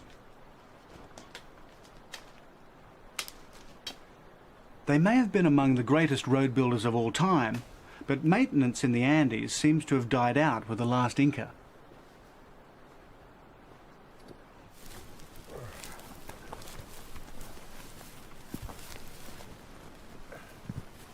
Well, believe it or not, this was once an Inca road, but over 400 years, these things have all collapsed. So a lot of the time you just have to go straight up the hill.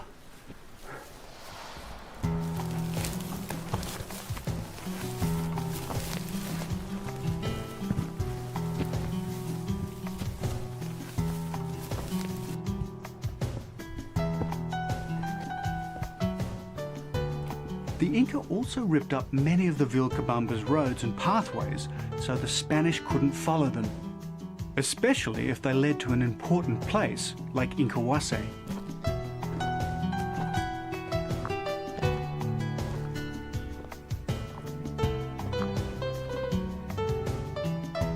Our first glimpse. It's still 3 hours away across a mist-filled valley, but in view at last. For the Incas who tried to recreate their empire in the Vilcabamba, this was their equivalent of the Vatican, their Mecca. The place where the last of the Incas kept their most holy relics. Hidden in the clouds 4,000 meters above sea level, 13,000 vertical feet of rugged terrain has protected this most sacred of sites for centuries.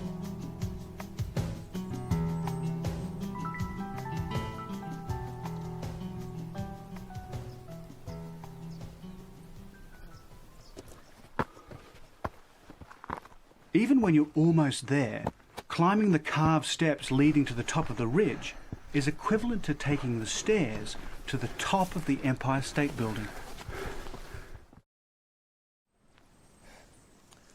6 hours after leaving the porters, we finally arrive. And right on cue, the sun comes out. And this is where they think the golden disc of the sun came? Looks like, this looks like a place here, I mean... inscreva-se is a testament to the decline and fall of the Inca Empire. It's one of the highest, in the Vilcabamba mountain range.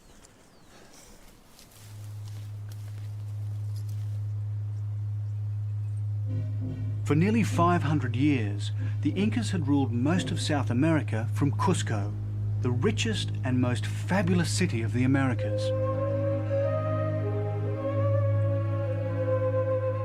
It took the Spanish only a few short years to reduce them from mighty palaces to this humble temple.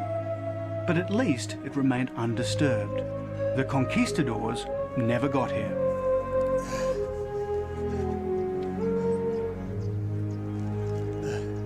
You know, it doesn't surprise me that the Spanish didn't get up here.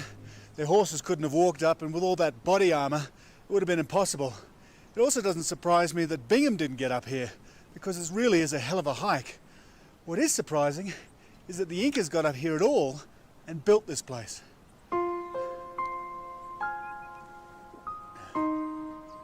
No one really knows if inscreva-se ever housed the golden disc. No one's ever found it, but they chose its location for a very good reason. Look at, see the reflection over there? Yeah. In that lake? So that's a wild rock you see over there. Well, this is why it was built here. Yes. So see the clouds now is covering this, but when the clouds clears, you can be able to see the reflection of that wild rock in the lake. So that's, I think that's why the beliefs of people here know that the Inca turned into this wild rock. Oh, and really? it became like a sacred. That's the main reason why they built up this temple here. I can see such it's such a beautiful. location. You know? Because of the nature of the terrain, the valley inscreva-se sits above is nearly always filled with cloud. However, it generally clears for a short while around midday. When it does, you can see a tiny lake reflecting the white stone outcrop. To the Inca, this was sacred geography at its most potent.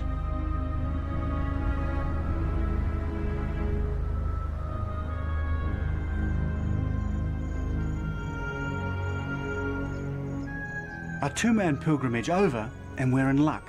The porters have located Gary's camp. Gary's been here a couple of days, and he's already probed into the jungle.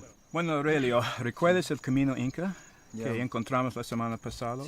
Gary's an old-school explorer, one of the last of a dying breed, a modern-day Hiram Bingham, who's devoted his life to helping locate Peru's lost cities.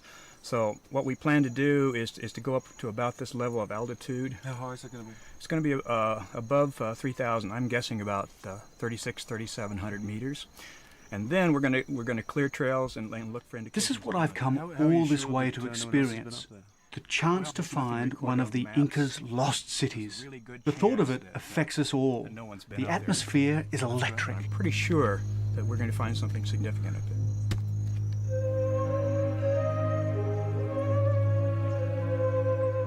And find something we did, like Hiram Bingham 90 years before us. We're about to hack our way through some of the densest jungle on Earth and enter another of the Inca's lost cities.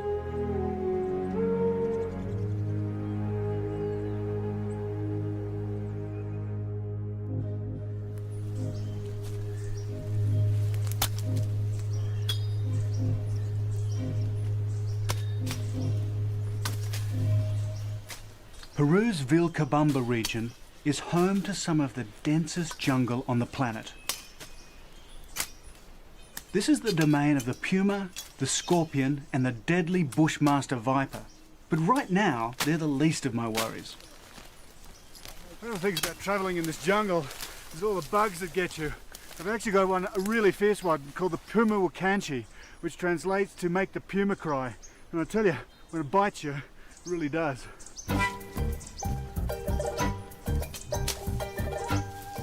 I'm on my way from the Puncuyok Mountains to Les Esparta in central Peru.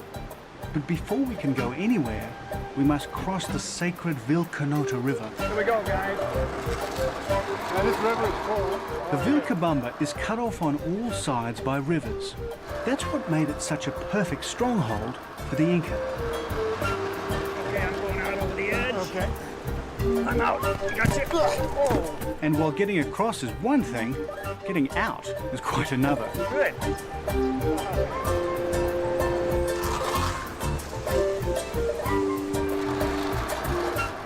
And it's not just me. There's quite an art to keeping this thing steady. On dry land, the porters are as sure-footed as they come, but even they find the river crossing challenging.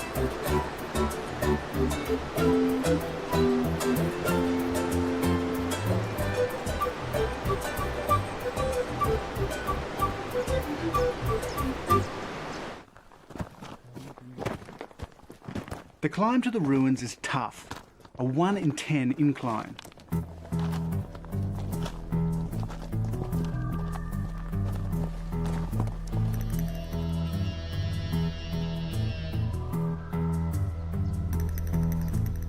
Pack a trail out here one day, and 6 months later, it's gone, reclaimed by the jungle. Little wonder cities and temples still remain hidden from view.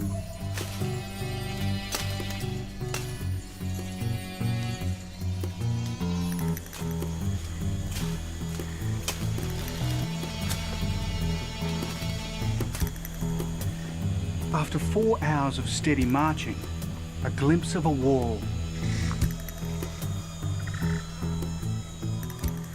Then another.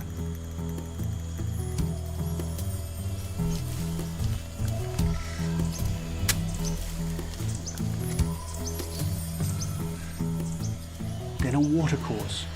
And suddenly it seems as if the jungle is cloaking buildings everywhere.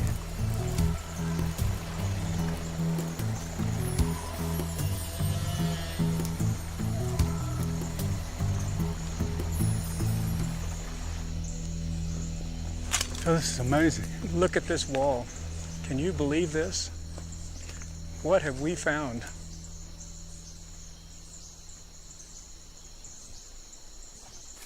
In amazement, we push forward through the overgrown streets and into buildings long ruined.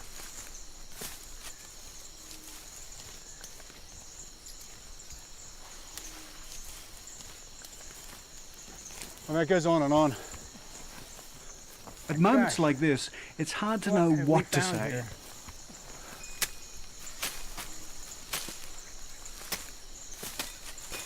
David, look at this window. This is definitely Inca. It keeps going.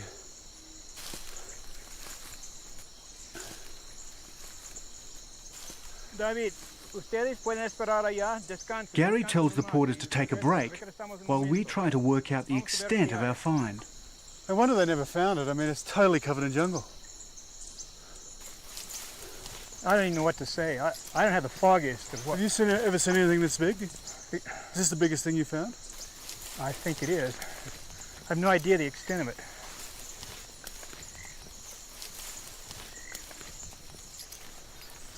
Okay, look at this view. Wow. That's the Vilcanota River. This is typically Inca. Well, because they build on views like this. Yeah, the river was one of the most sacred objects. The Vilcanota was the Vilcamayu, the earthly representation of the Milky Way. One of the most important things to the Inca. This is really overgrown too. This could well be a temple to the river. And I'll bet, up in the clouds, I'll bet we're looking exactly at the ice peak Veronica, which was also very important. So this could be a really major find. Yeah. Yeah? We don't know what we've got.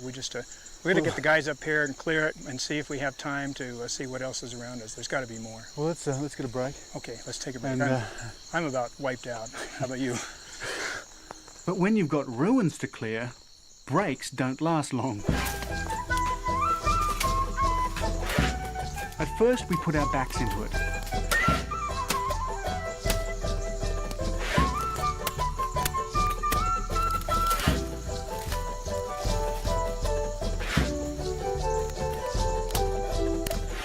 Then, as the worst of the undergrowth is cleared, we ease up, being careful not to damage anything.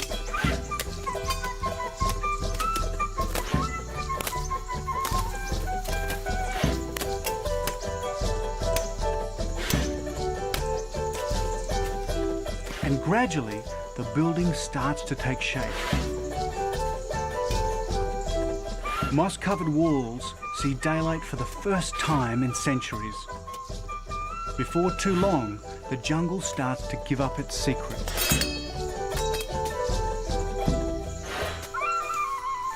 Vamos a ver la distancia de este muro. For centuries, the cities of the Incas disappeared from view. Like Atlantis, El Dorado and Shangri-La, they became places of legend, sought after but never uncovered. You know, one of the odd things about Hiram Bingham was that when he came and discovered these sites, he knew nothing about archaeology. And he travelled around with this book, which is the Royal Geographical Society's Hints to Travellers. It's got everything you need to know about discovering an ancient site, if you happen to, like we've just done. Even got a little ruler. Thing is, I know nothing about this, of course, but Gary does. So I'm relying totally on him and not the book. But it seems our euphoria is premature. we are not the first, as we'd hoped. Gary Ziegler's identified it as the town of Sapamarca, a place noted but never visited by Hiram Bingham. Yeah, we're going to finish over here. Go ahead. I'll keep working. In fact, it's almost never been visited at all, and certainly never been filmed. The Incas may be long gone, but these walls still stand in mute witness to the glory of the greatest empire of the ancient Americas.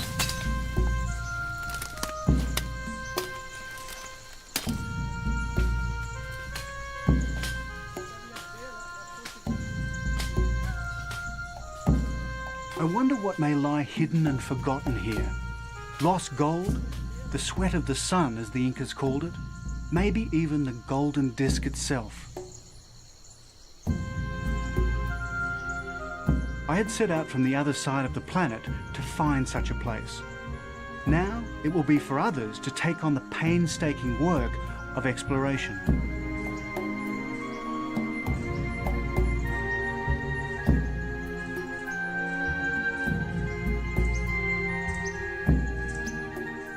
One day I'll come back, when Gary Ziegler and others have pried its secrets from the stones. For now, though, it's enough just to know that there are places like this, still waiting to be found. And that is what always keeps me going on my journeys to the ends of the earth.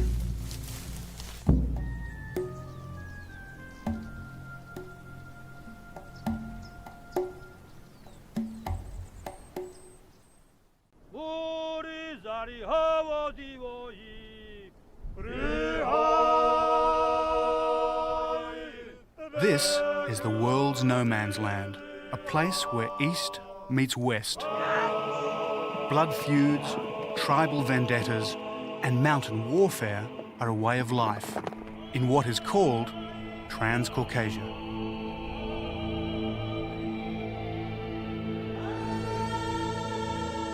Here, these crumbling towers have defeated everyone from Alexander the Great to Attila the Hun and Boris Yeltsin. Hi, I'm David Adams, and my work as a photojournalist takes me to the ends of the earth.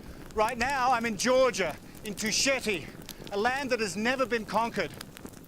But it's also a land of legendary riches, the place where the legendary heroes, Jason and his Argonauts, came in search of the Golden Fleece.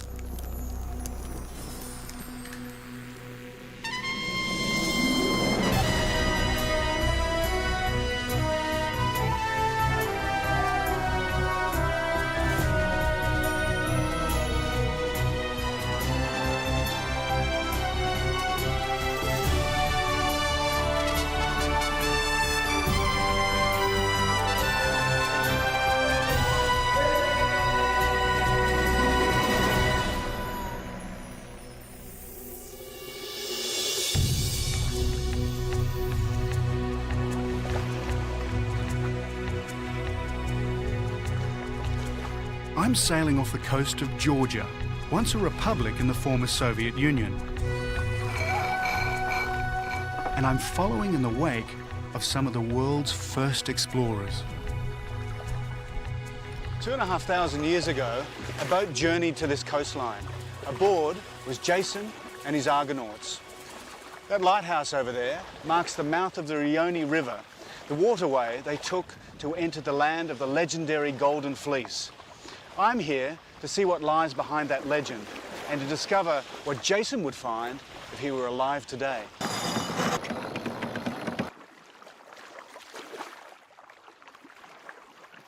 My journey starts on the eastern shores of the Black Sea. From here, I go deep into the Caucasus, following the mythical route of the Argonauts until they reach the Caspian Sea. Of course, it was largely imaginary, a myth. According to legend, Jason sailed his ship the Argo here to answer a challenge. If he went to a land beyond the ends of the earth and brought back a golden fleece, he would be made a king back home in Greece. So if I'm to follow in his footsteps, I need my own transport, my own version of the Argo. Then, out of the blue, I saw her. She was unlike anything I'd ever seen before. She was blue, she was shiny, she was Russian, but was she for sale? It's for sale?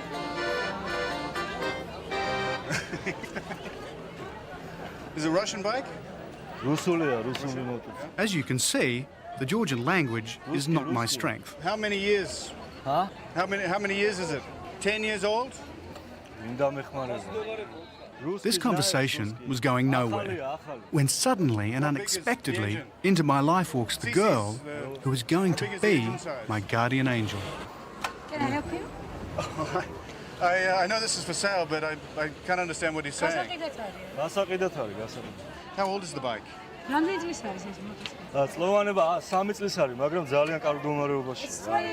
old, but it's in very good condition. Age, mileage, condition, all seem to be okay, but what about the price? How much does he want?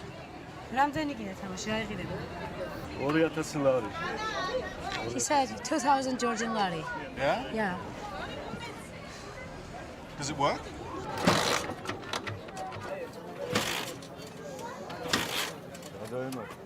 Right now, things aren't looking too good. The more he tries to kick life into his elderly machine, the less I'm interested.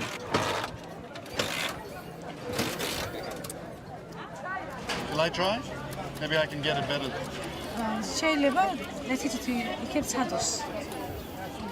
Why not? I haven't kick-started a motorbike since the days of my old trail bike back in the Australian bush. And no one's more surprised than me.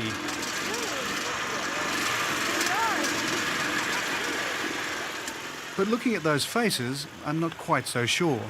Maybe they know something I don't. But I'll risk it. I buy her. Now, all I need is a guide. And maybe, just maybe, I found her too.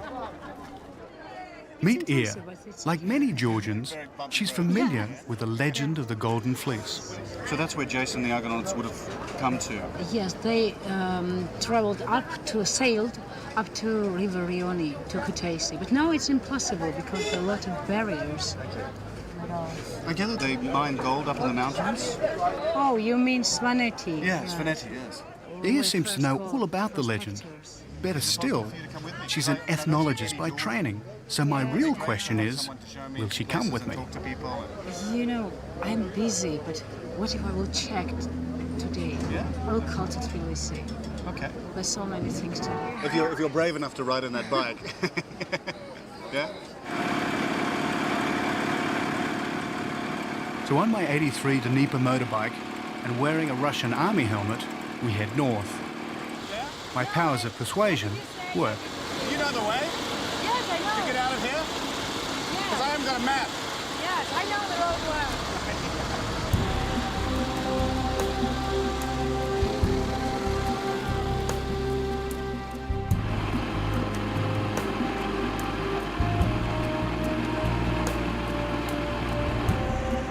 Soon, we're out on the open road, and there's plenty of grunt in this old bike yet. It's summer in Georgia, and it's warm, lush, and green. The trees along the road make it look remarkably European. You wouldn't think you were in Asia Minor at all.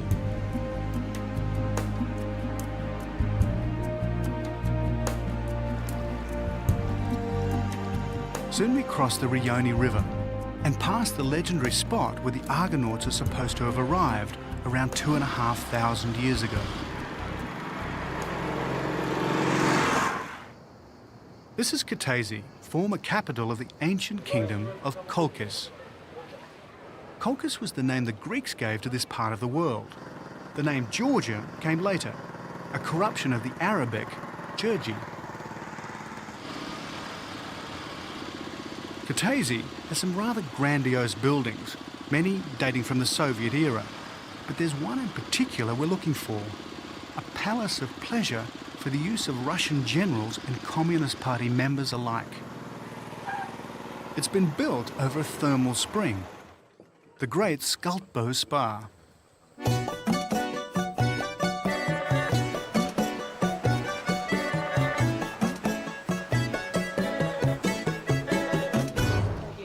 Inside, they have a special treat in store for me.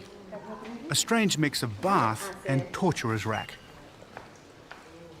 Before they immerse you, they strap you into a special harness with which to stretch you. I have a little bit of a problem because I'm a bit long. Obviously most Russian generals are about 3 or 4 inches shorter than me, and now my feet are sticking out and they probably can't stretch me.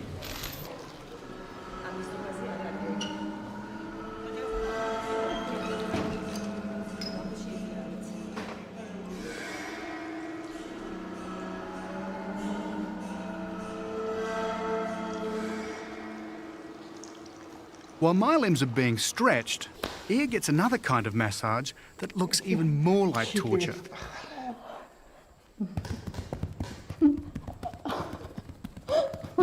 As they say, no pain, no gain.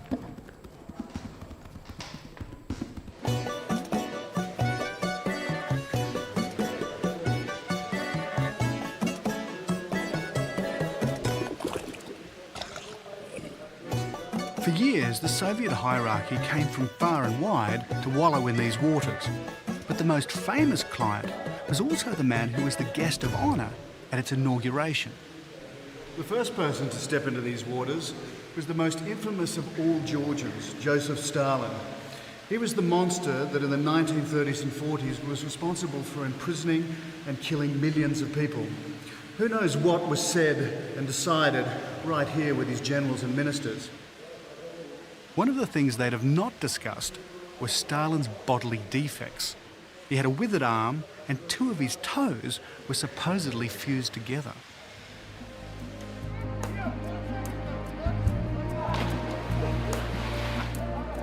And while the rich and powerful wallowed at Skultbo, the poor had to make do with the river. A river that was becoming narrower and less navigable for ships like the legendary Argo. Tomorrow, I follow in Jason's footsteps to the place where he got the Golden Fleece. But there may be more to this myth than at first meets the eye.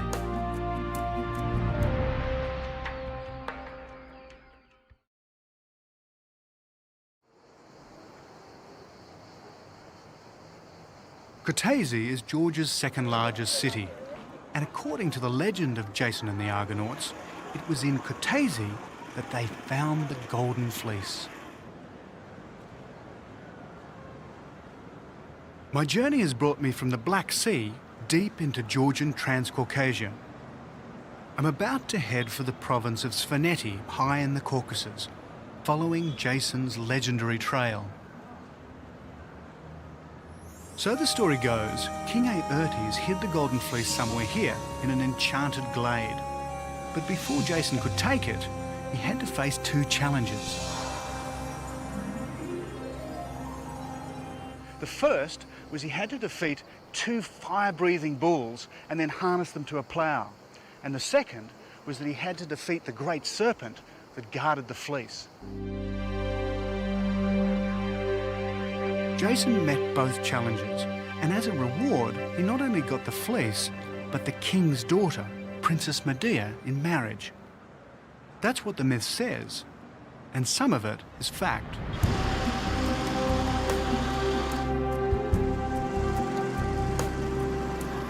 To find out, I head further up the river into dangerous territory.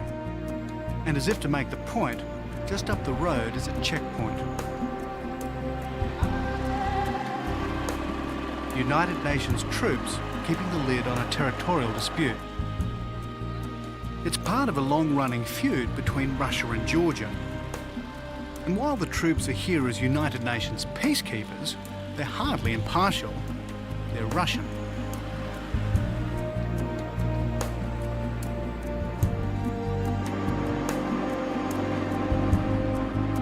For centuries, Transcaucasian tribes have been at war with each other, and we're going to visit one of them right now in Svaneti, home of the warrior Svans.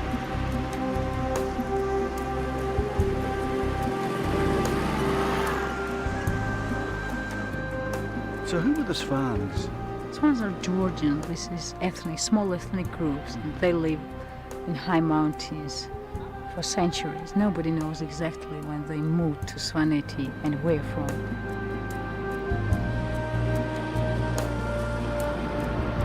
The further we go, the more there are signs of danger. We pass a policeman guarding the road against bandits.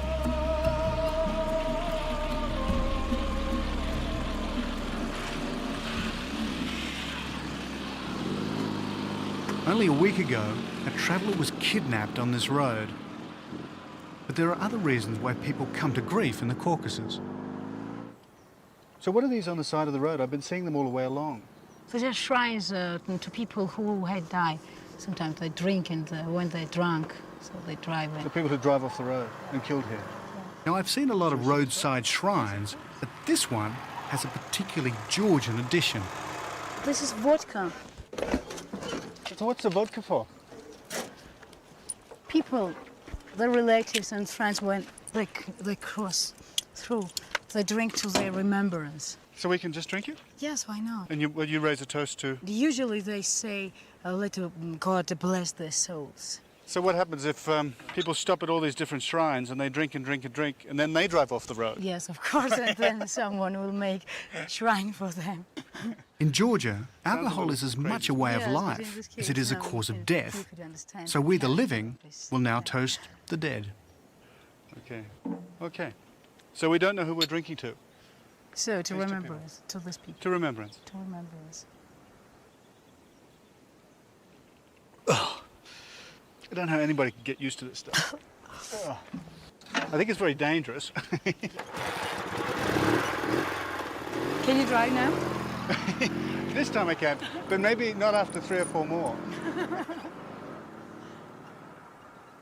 We're climbing higher into the mountains, and some of them are over 18,000 feet high.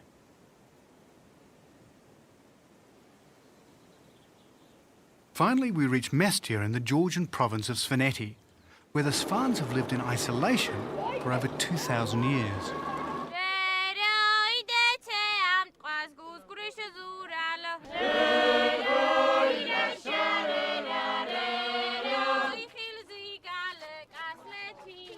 The Svans are famous for their dancing.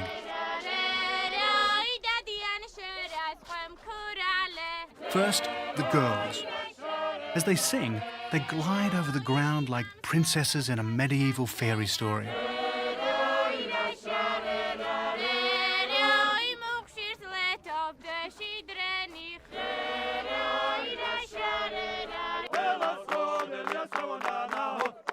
The men also wear medieval costumes, and they've got attitudes to match.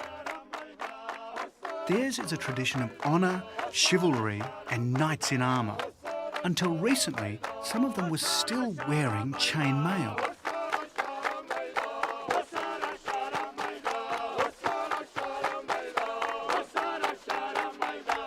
And this reputation goes back a long way.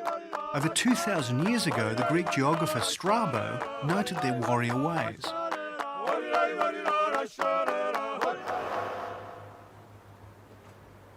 But much of their fighting was done amongst themselves, for Svaneti is a land of vendetta and revenge.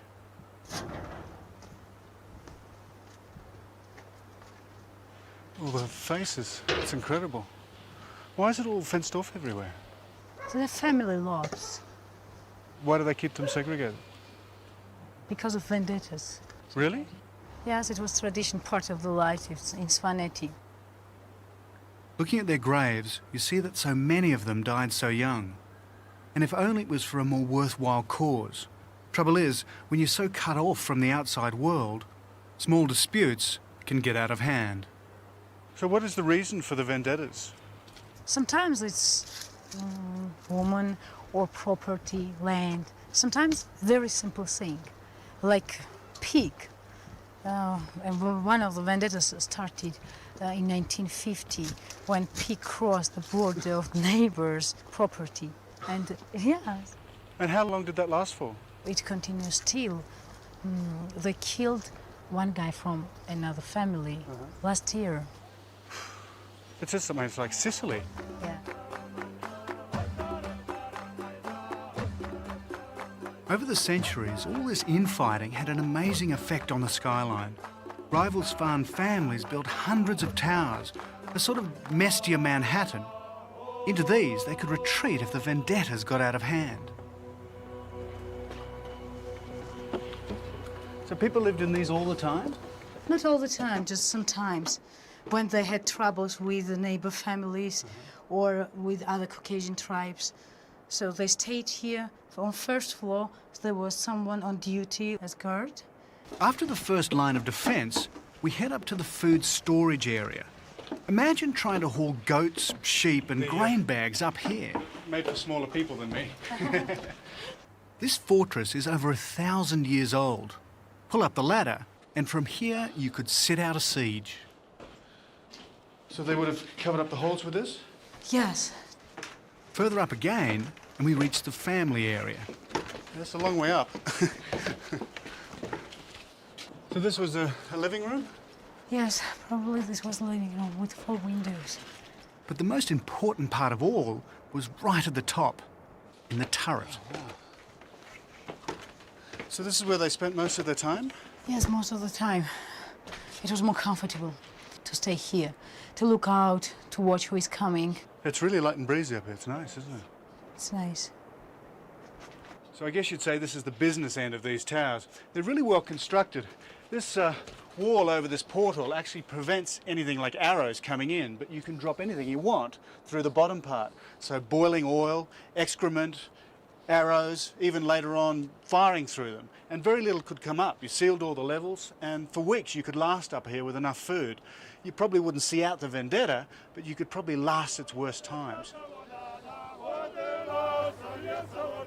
But the Greek geographer Strabo, writing in the 1st century BC, noted another thing about the Svans. They used a sheep's fleece to prospect for gold in nearby rivers. Could this be the place that gave rise to the Jason legend? Tomorrow I head even deeper into the Caucasus, where wild men ride like demons and the rivers run rich with gold.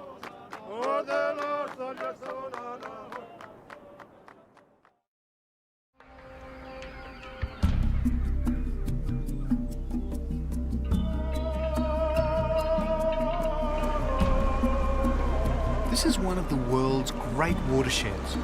Here the rivers in the Caucasus Mountains either run north into Europe or south into Asia Minor. For centuries in Georgian Transcaucasia, they've been gold prospecting in these rivers and streams. I'm leaving the Georgian border province of Svaneti, and soon I'll make my way east along the Caucasus. But first, I want to find out the truth behind an ancient Greek myth.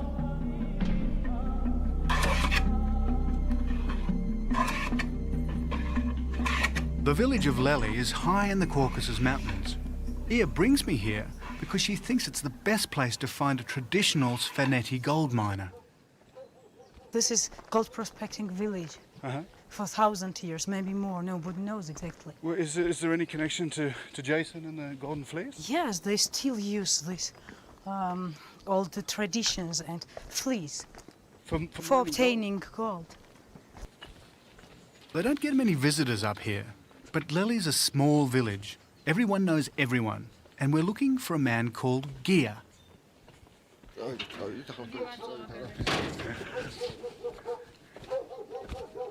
Gia is a local shepherd, but he comes from a long line of gold prospectors, and he spends much of his spare time panning the nearby rivers.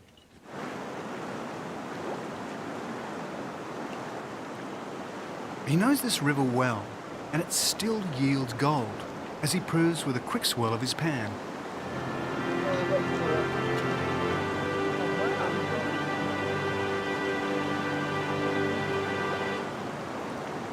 But I want to see the traditional method, the old-fashioned way they used to fleece for gold.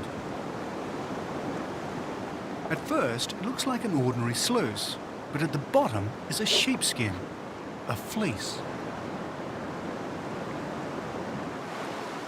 So if you place the sluice in a stream of fast-moving water and shovel in your slurry, in theory, the lighter gravel should be swept over it and away, while the heavier gold sinks and gets caught in the fleece.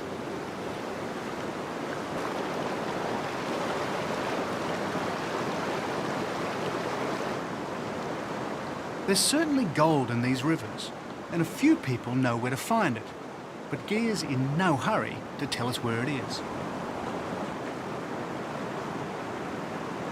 I don't think we're going to get that rich quickly doing it this method, or at least with a sluice this size.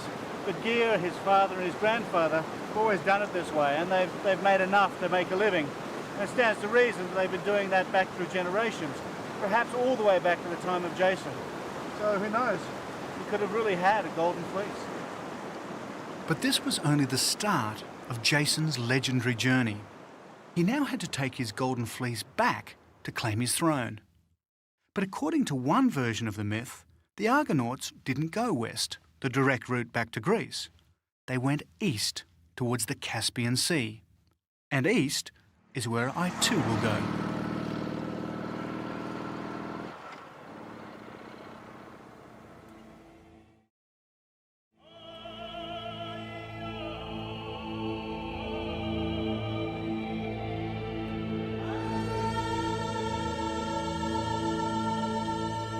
Of course, the myth-makers had no idea of the topography. They didn't realise that Transcaucasia was a land of mountains and rivers flowing north and south, rather than east and west. But myth-makers have never let the facts get in the way of a good story.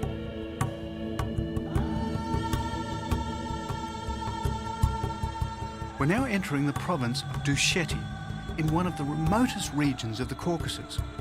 To get there, we must go by horse. And so they only stay here for the summer months and then they go down? Yes. In the wintertime, this is totally covered in snow? Yes, there's high snow in winter. Once more, I'm surrounded by Transcaucasian high-rise. All these towers are from 15th century. But these towers were built for a very different reason. They're signal towers to give advance warning of enemy raiders. The Chechens. The Chechen border is just over the range from here. The last time these towers were used in conflict was in 1928.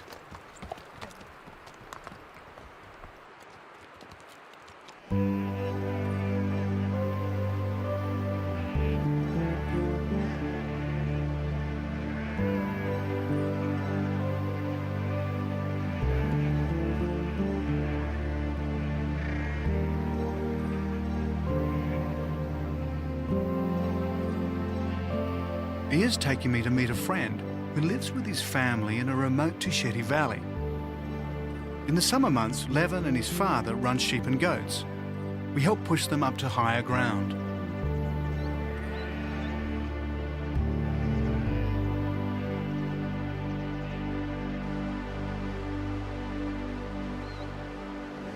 So Levin, you always ride without a saddle?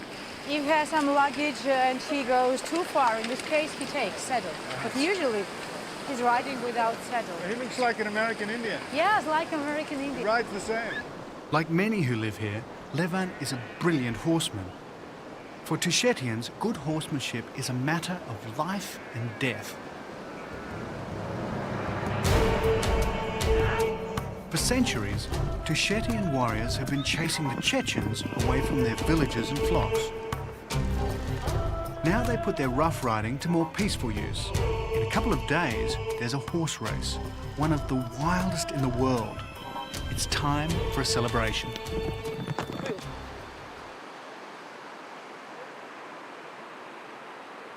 At Levin's family home, everyone's making traditional Tusheti dumplings called pameni. There's a dinner on tonight, and we're invited.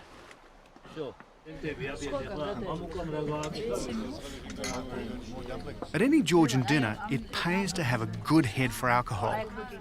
The toasts come thick and fast.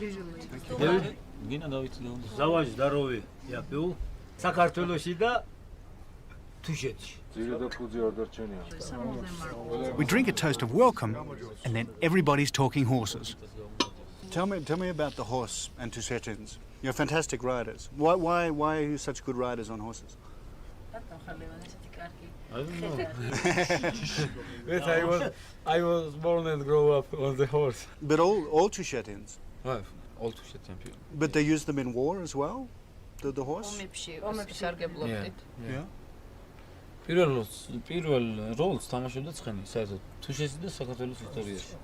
Most important thing in Tushetian's life was horse, as well during the fights.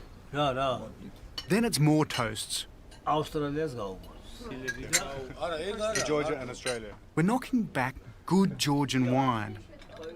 There's no escape. Every drink must be consumed to the bottom, and everyone is expected to remain in control of his faculties, because no Georgian party is complete without dancing.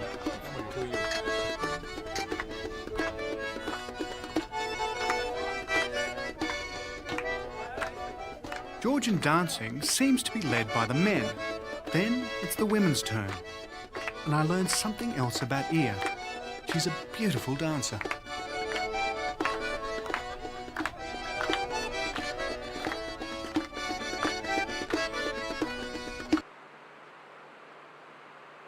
The following day, Levin wants to show us a rare and slightly grotesque piece of Tushetian history.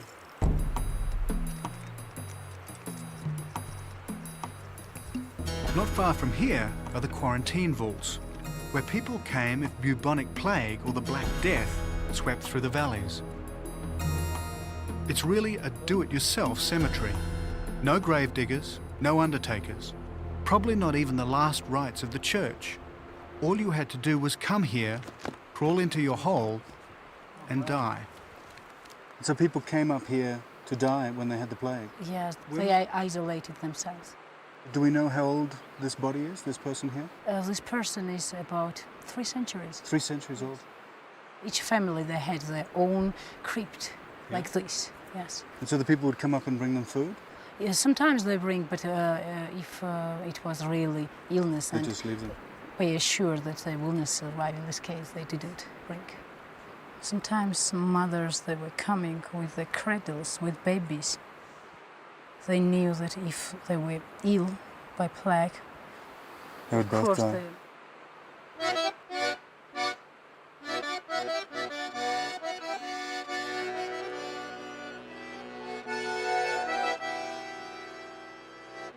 Death has been a constant reality in the Caucasus, be it due to vendettas, Chechen raids, or bubonic plague.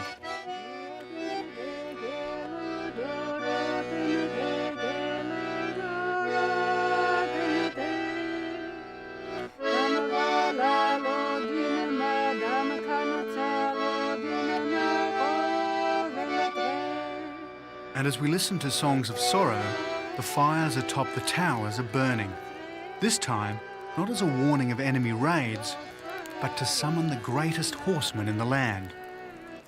Tomorrow's the great race, a real death or glory ride over rough terrain. And I intend to take part.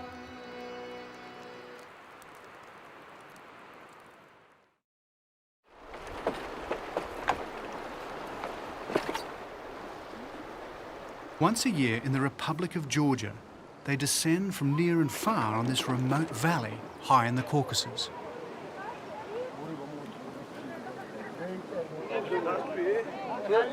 This is the race of the wild mountain horsemen of Tusheti, and it's said to be one of the roughest races in the world.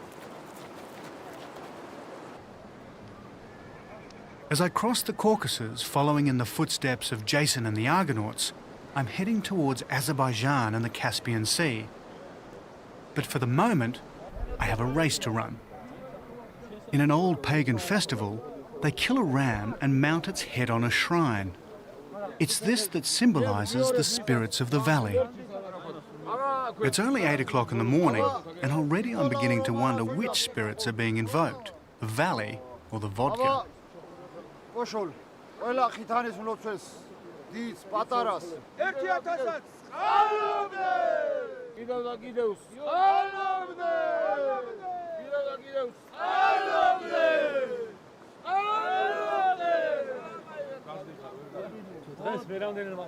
Levin makes his own offering. He's one of the favourites and hopes the spirits look kindly on him.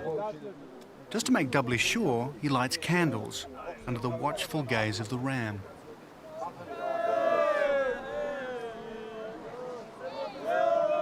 By now, it's 11 o'clock and the vodka spirits are really flowing, though it hasn't affected anyone's balance yet. Getting down seems a bigger challenge than getting up, and another glass of vodka's waiting at the bottom. Here they serve vodka in bulk.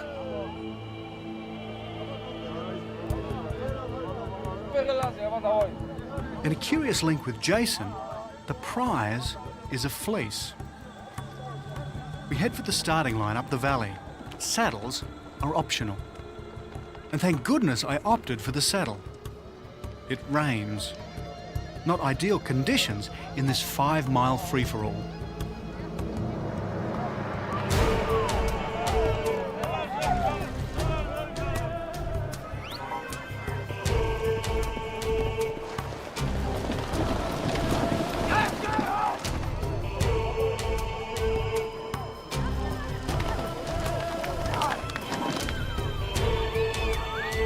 This is horse racing at its wildest. Soon rain and grit take their toll.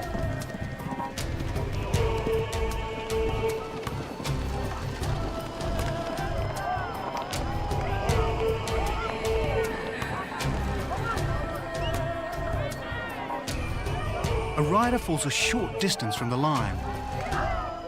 Another falls almost on the line, if there's a line at all. The race just seems to peter out in the chaos where spectators and horses meet, sometimes rather violently.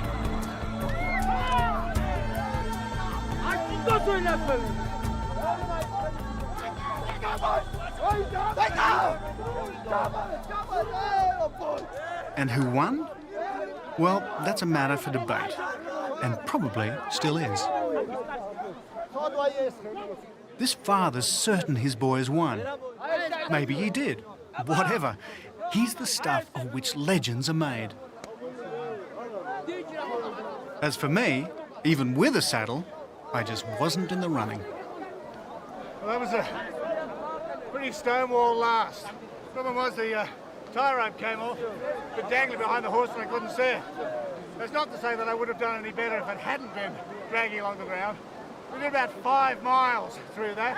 In that sort of country, I can tell you, it's no wonder I came last. These guys are absolutely brilliant horsemen. I am Silamazes. I am Deixe.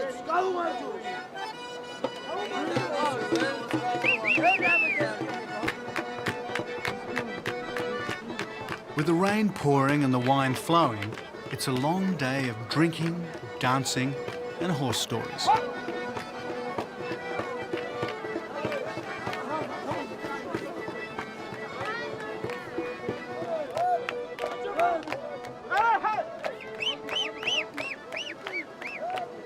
And as evening approaches, they start the long ride home. Some, no doubt, to nurse hangovers all the way.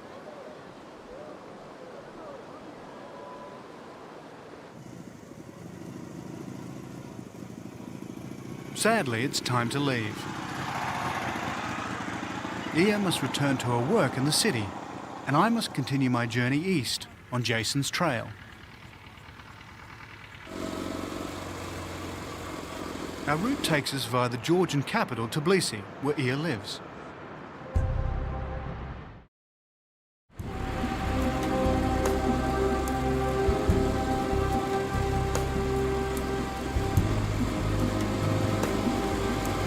David, I like this city.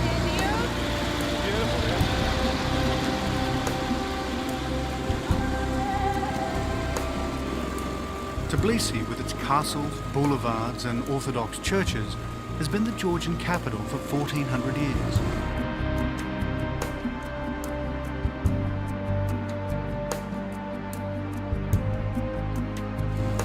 But it's a city with a turbulent history, and nostalgia summons me to a place I'd been before, Parliament House, where as a young journalist, I'd got my first scoop. This is not my first time in Georgia. 10 years ago, I was here at the time of one of the most important events in modern Georgian history, when the new president, Ziad Gamsakhurdia, declared independence from the crumbling Soviet Empire. Crowd, decided. Georgia, again, is a country and a republic.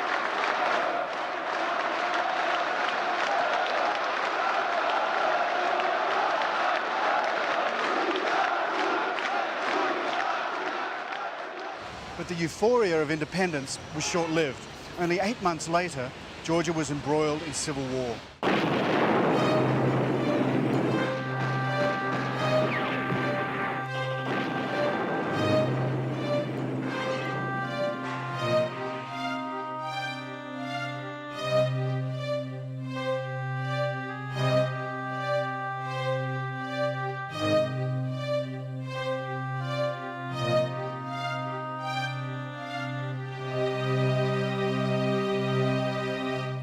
Eight years later, Georgia may be the poorer, but at least it's had some stability and independence. I'm now leaving Georgia and heading east towards the Caspian Sea. Iya agrees to come and see me off on one condition: she drives.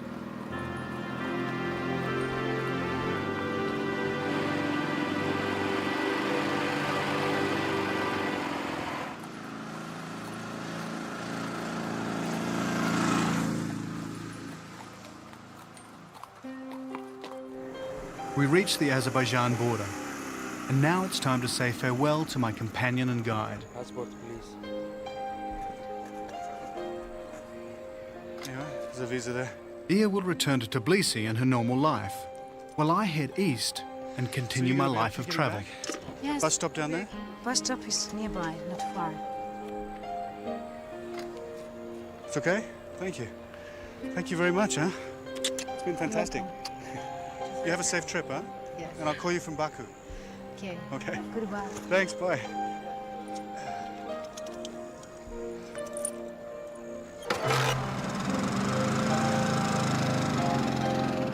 Sadly, we say our goodbyes, but my journey must go on. Now I'm traveling on one of the world's oldest roads, the Silk Road. And I'm about to open the final chapter in my quest for Jason and the Argonauts.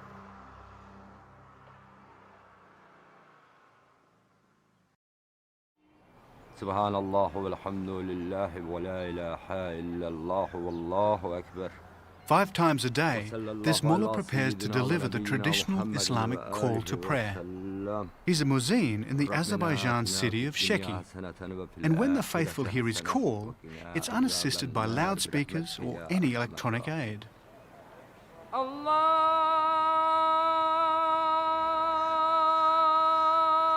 Akbar. Allah.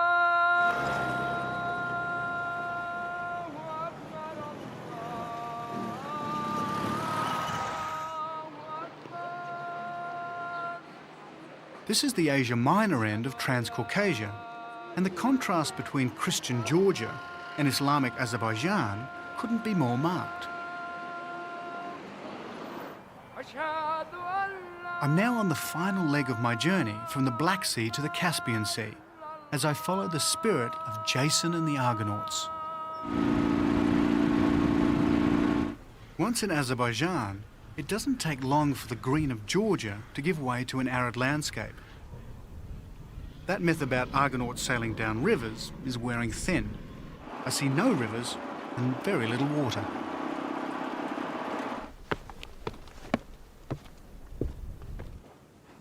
Now, I'd heard of a mysterious mullah who lives like a hermit, who's supposed to give comfort to travellers.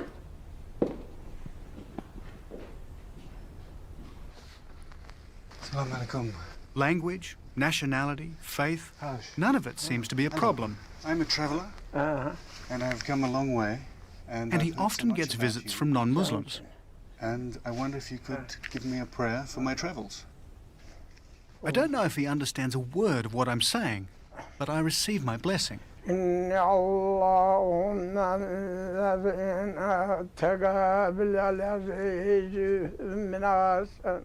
his message is simple.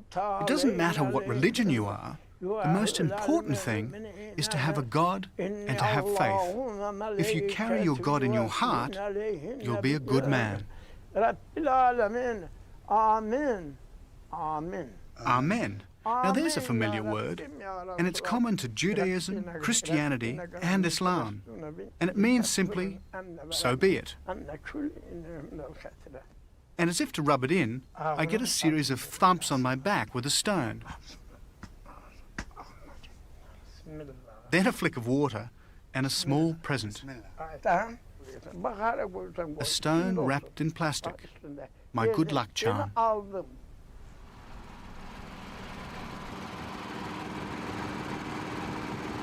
I'm now heading down the road to Baku, and down the road, literally, because the closer I get to the Caspian Sea, the further below sea level I go. The Caspian is 90 feet below sea level. That's 27 meters. And on its shores, Baku, the oil-rich capital of Azerbaijan.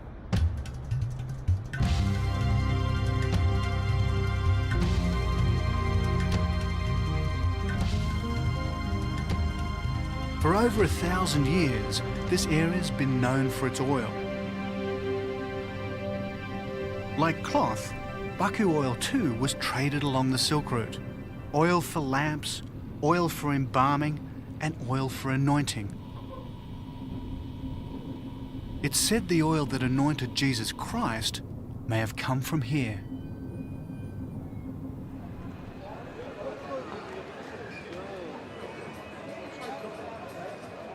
Azerbaijanis are similar in a way to Iranians, but walking through Baku's streets, you'd never know it. If Iran's fundamentalist mullahs saw this, they'd be outraged.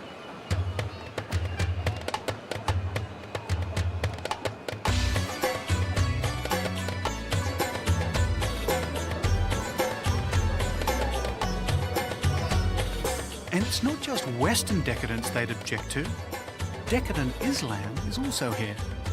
And the belly dancers who used to gyrate their hips for sultans, khans and shahs now dance for the mafia mobsters who control much of Baku. And it's the oil that brings them here. They say that behind every oil rig lurks a mafia syndicate. But the oil rigs hide something even more vicious than the mafia.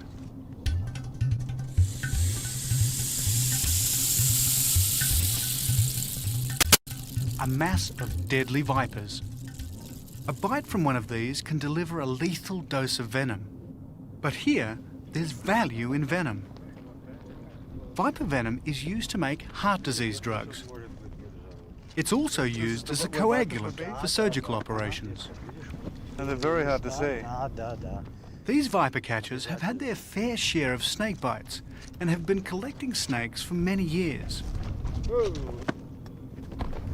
Let's take a photograph. To catch them, they've invented special tools. A long wand to hold the viper's head, and forceps to grab it from a safe distance. Then into the bag with it.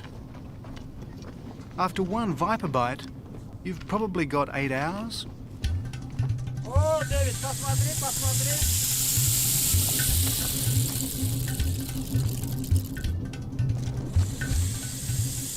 There's no way I'm getting close to one of these.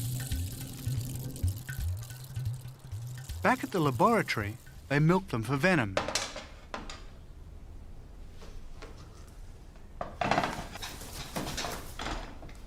If ever there was an occupation that requires a steady hand, it's this.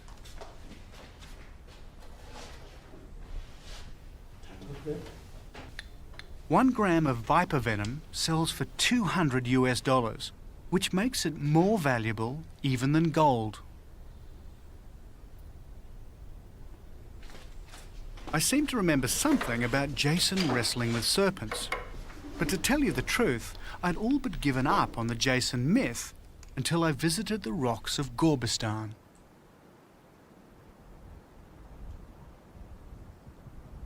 All around me is evidence of human habitation 10,000 years ago. Everywhere, there are rock carvings. Suddenly, I see an ancient sheep. Even more intriguingly, a ship. Could it have been the inspiration behind the myth? Maybe Jason did come this way in reality. So I'm back on his trail. I want to ride my own Argo out where the myth makers say Jason and his Argonauts sailed. Suddenly, the myth inspires me again.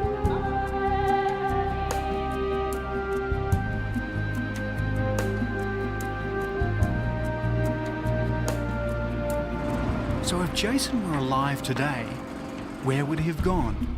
What sort of person would he have been? He'd probably have been an oil billionaire, his gold pumped from below the Caspian.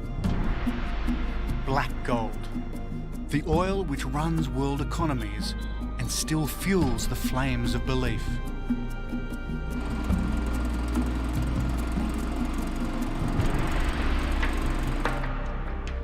But truth is never as romantic as myth. And behind the myth of Jason and the Argonauts was probably a real story. A story about a voyage of discovery. A story about a group of brave men who risked all to journey to the ends of the earth and returned to tell the tale.